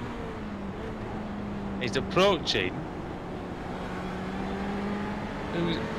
Who is that he's alongside? Oh, did they not know he was there? Or did they just keep pushing? Not sure. I think they got stuck together, didn't they? Yeah, I think.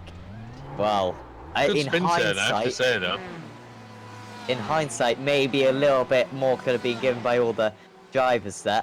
But really, in that way, you just got to stay as straight as possible and not come across one another because, well, it's not worth the risk when that can happen more side by side. Hall trying to come back. Well, he's not giving up, is he? Dave Baker, the victim this time. Hall up into P6. He hasn't dropped too far. Simpson either, just ahead. Baker's not going to be happy if he can't get that 6th place. I will say that. Richard Warmingham's had a problem. I think Jeroen Kaiser might have crashed as well. Potentially. Let's see just quickly what happened to Jeroen Kaiser. Dutchman is in the carousel. Oh, that car did not like him at all through there, did it? Understeer, oversteer, everything, and then the rear went. Trying to catch it. Oh, big dive up the inside as well from the Beast. Is it the Beast car? Oh, there's a spinner. Sure. And that is Stephen Burke in the Beast Racing Porsche. Difficult race 2 and race 3 for Stephen. Wow, I always get terrified when the cars come across there. And so many times we've seen that end up in tears. Yeah, always expected. But Steve Burke will get back to the pit and should still be classified. The drivers seem to be judging this fairly well today, I must admit, and just about getting away with it. This is Hall, Hackerson, Baker, and Bart Dowman. Oh, what? So, well, I was getting too excited. The Ford was a little bit on the gas, and I thought he was going to absolutely wipe out everyone. That was Hackerson. And thought he was going to wipe out Hall there. But no, it's still fine. Baker, yeah, dropped another place then. So not going well for the season. Well, I tell you, Ben Hackerson, he, I'm pretty sure he won one of the most sensational races that we've had on the channel. I think in the BSRTC potentially this season, and it was at this circuit. I believe he was about 6th coming into the last lap, and I think he won because everyone else binned it. Well, he'll be. I can't remember whether it was here or Motegi, but that doesn't matter anyway because Sindre Setsas is coming across. He's going to take the win here, and well, that's a great start for him. Setsas, really kept Christian Rose at bay, and multiple attempts from Rose, and he just couldn't quite get it done, could he? Yeah, and he's going to be right up at the top of the championship, I think, now. Him and Simpson, Macaulay's had a good day, Shields had a pretty good day, Rose has had a good day as well. But, of course, you know, Brandon, Foggy, Thompson, all with poor days, all with DNFs at least. Yep. Meanwhile, these guys kept it clean. And, well, I'll be fascinated to see the points. Of course, very early on in the season, I ought to know how many rounds there are of this championship, but there are many of them. So will be plenty of time for the other drivers to come back, but certainly a very good day for Sinjay Setsas. And well deserved as well for the Norwegian. And once again, Watkins Glen gives us some really good racing. I mean, that last race was really good. There wasn't an absolute load of overtaking, but everything was really close. The drivers gave each other, in most cases, enough space. Yeah, absolutely. But yeah, it was good. I think that race 1 in particular was quite incredible, and then race 2 for totally different reasons, and then that's race 3 was almost a little bit of a combination with a few incidents out there, and it was also great to see. I was a bit concerned that maybe Thompson would be able to find his way near the front, but he only got 1 top 5, and it kind of shows how, with the strength and depth of this field, when you get those reverse grids of 15 cars, the 15th best driver is so good that they've got the capabilities of hanging on to the lead for the whole race. So I think through the season we're going to see a lot of different race winners. And I don't know about you, but it seemed a little bit harder to overtake in this third race. I don't know if it's anything to do with the slightly cooler temperatures or what, but yeah, it definitely seemed a little bit tougher. But it made for a great race, and Setsas again, just clean start and just did not bow to the pressure. Absolutely not, and he was really under pressure from Christian Rose, but those two are the top 2 in the end from race 3 here at Watkins Glen. Andy Shield finished a strong third, actually got to the head of that big pack that we occasionally saw, and kind of just held on to it from there. So actually a really good drive there from Andy. Dan McCoy somehow found himself in 4th place from 13th on the grid. Great effort. Alex Simpson was in 5th, got a good start, but really failed to make the progress late on. There was Michael Hall, who, don't know how he got up to 4th at one point, finished 6th. That's good for him. Ben Hackerson in 7th after starting 20th. All these great drives that we couldn't really fully appreciate because of all the action going on. But well done to Ben Hackerson as well. Dave Baker fell down in the play stage, still be a little bit frustrated, but Dillman had a great drive. Ross McFarlane up 20 places. Adam Hedgecock was in 11th. Johnny Brandon from 38, 26 places gained to 12th. Dion Phillips was at 13th. There was Chris Wood, Michael Blake, Luke Clark, Jamie Ayres, Michael Evdoka, Lane O'Connor, and Dave Janssen running out the top 20.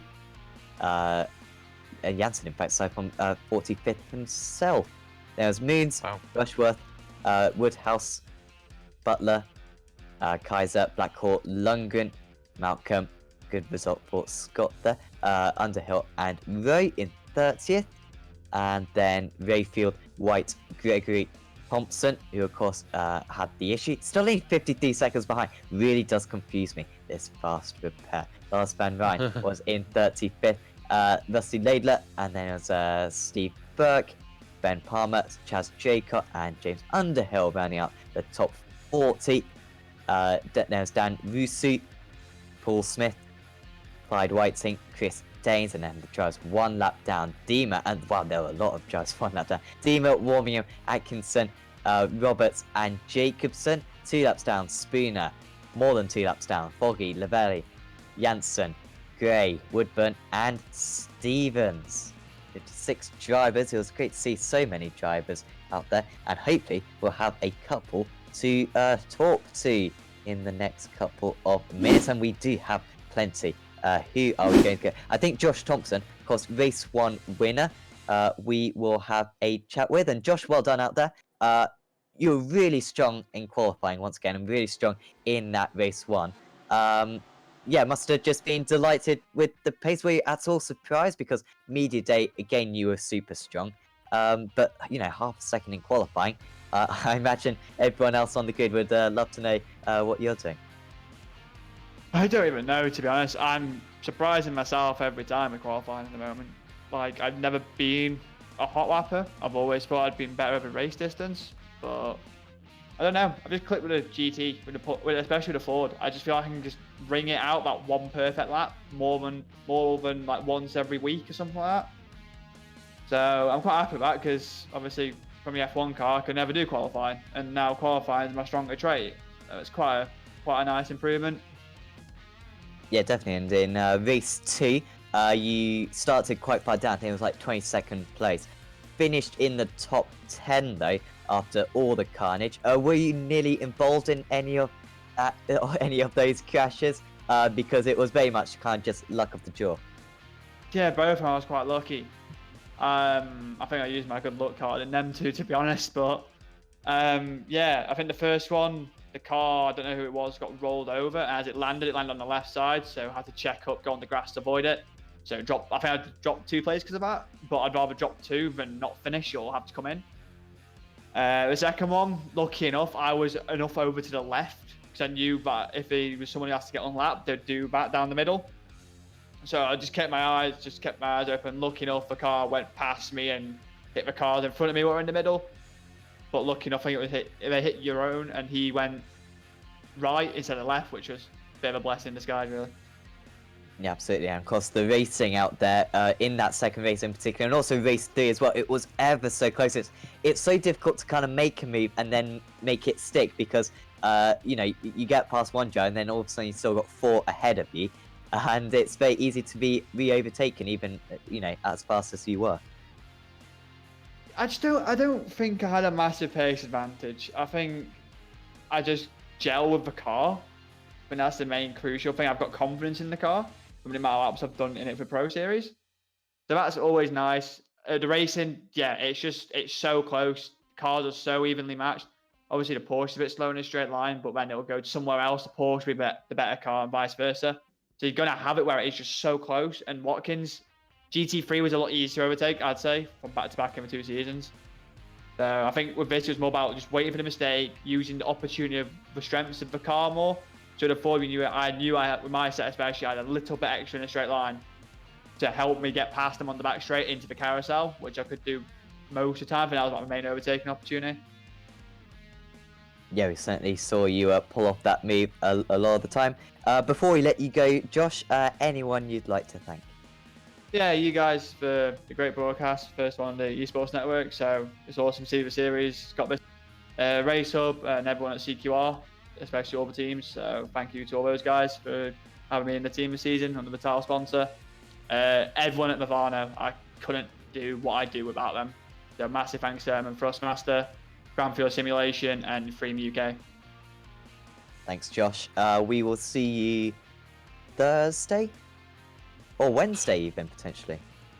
I'm not sure. Wednesday Le Mans series probably, but I don't know if you guys are broadcasting that anymore. So I was very wrong last week. I was 2 weeks off. 2 weeks off. Yeah, actually. Yeah, so you'll probably see me on Wednesday, because I'd like to do the Le Mans series stuff for practice. But Thursday, BSR Radical, I'm not a fan. Don't blame you. See you then. See you later, guys. Bye. I'll let you take this one. Woody, who would you like to have a chat with? I think we'll get Christian. I think he had a pretty strong. You there? Well, Christian Rose joins us in the commentary box. Christian, it's always good to chat to you, mate, and even better after a pretty solid night. Yeah, no, it certainly went better than expected. That last lap in Q really helped me. Just that improving by 3/10 put me up by like 11 positions or something. It was so close at the front. It's just unbelievable. What did you think when you saw saw qualifying and you saw just how close it all was, and were you quite intimidated? Did it make you more excited? Intimidated and excited because the quality level has gone up so much that everyone seems to be so much closer in the GTE cars as opposed to the GT3s. A lot of people have put a lot of time and effort into getting these fast setups, and yeah, you really have to leave everything out on the track to get a good result. Do you think that's why we saw quite a lot of drivers making unforced errors tonight, because they're really trying to extract the tiniest extra amount of performance out of the car itself, out of the setup? Oh, for sure. Especially as opposed to previous seasons where we've had the GT3s, there's been ABS as well, whereas in these cars we don't have that liberty. So, it's just so much easier to lock up now, and the cars are just that tiny bit more sensitive, and you're really dancing with the steering wheel to get that optimum line and drive out the corner. What was it like in terms of the first lap? Because that's usually pretty difficult here, even after the rolling start. Yeah, you're really trying to get yourself into a single file sort of order up through the S's and onto the back straight. And the slipstream effect is massive. So if you can get yourself right behind someone else, you're going to have a good chance to try and at least attempt to make an overtake into the carousel. Thankfully with the Porsche, when we're punching the hole, we're not that quick, but when we're stuck behind a nice car, it gives us that little edge. Yeah, it seemed like the Ford had a little bit of a advantage maybe in the straights. Is that something you'll have to look at for the next round? Yeah, for sure. I think each car has its advantages and its disadvantages, but also it's down to driver preference really as to what they pick. I really like the Porsche. I think the front end on it is fantastic, and that's why I like in this car. So yeah, we'll try and find some more miles per hour at the end of the straight with the setup soon. All right. Well, we look forward to seeing how you get on with that. And just if you want to give a shout out to the team and the sponsors or whoever you like, really, before we let you go. Yeah, everyone at CQR, Market Racehub, you support yourselves and Simmortal. Perfect. Nice. Short and sweet. Thank you very much, Christian. Thank you. Take care. Cheers, mate. We've also got Sinjay Setsas with us, of course, race 3 winner. Well done out there, Sinjay. Your battle with Christian Rose was absolutely awesome. Did you feel like if you lost that lead, then it would be race over? Because you were really fending him off very impressively. I tried to do everything I could. It was really hard fought. I think I might have been able to get back at him, but I didn't want to take any risk because dragging the Ferrari around there was very hard. It's not really Ferrari track, this, is it? As it likes the tighter corners, doesn't it? Really? Yeah, give me some curves as well. This was just I was completely lost in terms of setup. Like yesterday night, I did some laps and it was like I tried pretty much every spring rate and every ARB and nothing did anything. I didn't go any quicker, I didn't go any slower, no matter the combination of springs and ARBs. So yeah, I just ended on this, which kinda worked. Of course, next week is Road America, which unfortunately will be a little bit more of the same as Watkins, Glen. But is that one that you historically, go quite well around? Probably one of my weaker tracks. I think it's maybe slightly better for the car I'm in than this, but it's gonna be very hard there as well, trying to battle the Fords and the Porsches, which seems to be just so much quicker in pretty much any corner. Yeah, that certainly seems to be the way at the moment. But of course, coming out of this one, with your 3 strong results, you'll be pretty near the top of the championship. Are you kind of aiming for maybe the championship or like a certain position in the championship? And are you planning on kind of playing the points game and trying to just get yourself as high up in the championship as possible? I'll battle it out as long as I can. And if I see that I just get hooked off the championship, I would just continue and race for fun. But up until there's like an opportunity to go for a championship, I'll try what I can. Yeah, we'll certainly wish you the best of luck. Before we let you go, Sinjay, anyone you'd like to thank? I want to thank all my teammates at Core Sim Racing. It's been a great few weeks I've been over there. Also want to thank Kenny for sending me the setup that I nearly went with in the end. Did some tweaks, but it was a good baseline to start from. Thanks, Sinjay, and we'll see you next week. Yeah, see you. I think we will have one more interview, shall we? Yeah, go on, why not? Anyone that you We'll grab Mr. Simpson, why not? Always a good one. Mr. Simpson. Hello. Welcome to the commentary box. Now, I tell you what, that was some pretty tricky stuff out there at times, but you navigated it pretty well over those 3 rounds. Yeah, pretty happy to come away with 3 finishes, 3 good results. Yeah, some great racing today. Got some work to do, that's for sure, but to come out of the first meeting with in a good position, I'm happy with that. Tell you what though, that Apex UK 4 GT does look the part out there, and it looked like it was giving you a good platform to be able to work from. Yeah, it is. It looks really nice. Chaz did a screenshot last week when we were at the media day. I'll tell you what, it looks absolutely lovely. It's gonna be a shame to see that livery go. We're just waiting for our new ones to turn up. But yeah, so be a farewell to it. But yeah, that really did pop. So it's nice. I don't think it's ever been raced in anger actually. So at least it's giving. It does look a lot different. Does look a lot different to everything else out there as well. So hopefully the new one will stand out as much as that. But we're not just here to talk about paint schemes, although we could do that for quite some time. Take us through race 2. Take us through the weirdness of the safety car and what happened after. Yeah, so good call on the safety car. Obviously the crash happened probably 3 or 4 cars ahead of me. And I couldn't really see it or hear it. Is that the initial? Yeah, exactly. Crash, Someone just called it on the chat, and I just checked up, slammed the anchors on. I didn't know where it was.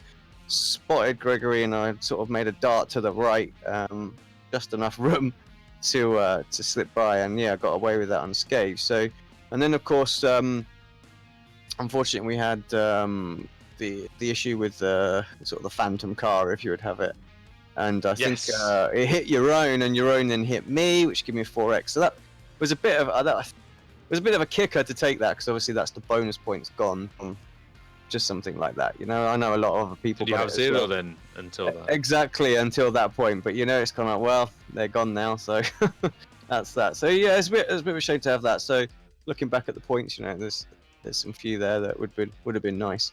But yeah, I've seen the replay, obviously the carnage that carried on after I cleared that accident. So yeah, it was definitely the right call. And then yeah, it was just a shame with that other one. But race 2 was a good race. I enjoyed that one as well. Again, just coming through the pack. Again, limited time in the car still. So obviously at Autosport this weekend. So I literally just jumped in at 7:15 tonight, and I was like, right, let's go see what we can do. So well, it's nice when it's nice when you're at the front for all 3 races really after the reverse grid and things like that, because you barely got that on Thursday nights, didn't you? No, exactly. Yeah, it was nice. It was nice for the spins to keep me there or thereabouts as well. I know we can get some larger ones, but they're not quite as large as they have been previous seasons. So yeah, as long as I can sort of be relatively well placed, we should have a chance at some good results every week. As far as I'm aware, Sam did receive your money that you sent him. So there we go. We do not endorse corruption here on Apex Racing TV. Well, not much anyway. Well, I'm going to ask for a refund anyway. I never got put on poll. Well, it was like half a job, really, wasn't it? Exactly. Just very quickly before we let you go, you obviously you do wear many hats as the the principal of Apex UK, Apex TV, running Apex TV as well. It's pretty fun to have us making a start on the iRacing Esports Network as well. Yeah, it's a good point actually. Yeah, first time World GT's been on the Esport Network, and there was quite a few people tuning in tonight. So yeah, it's great to see. Good exposure for the league, good exposure for us as a as a crew.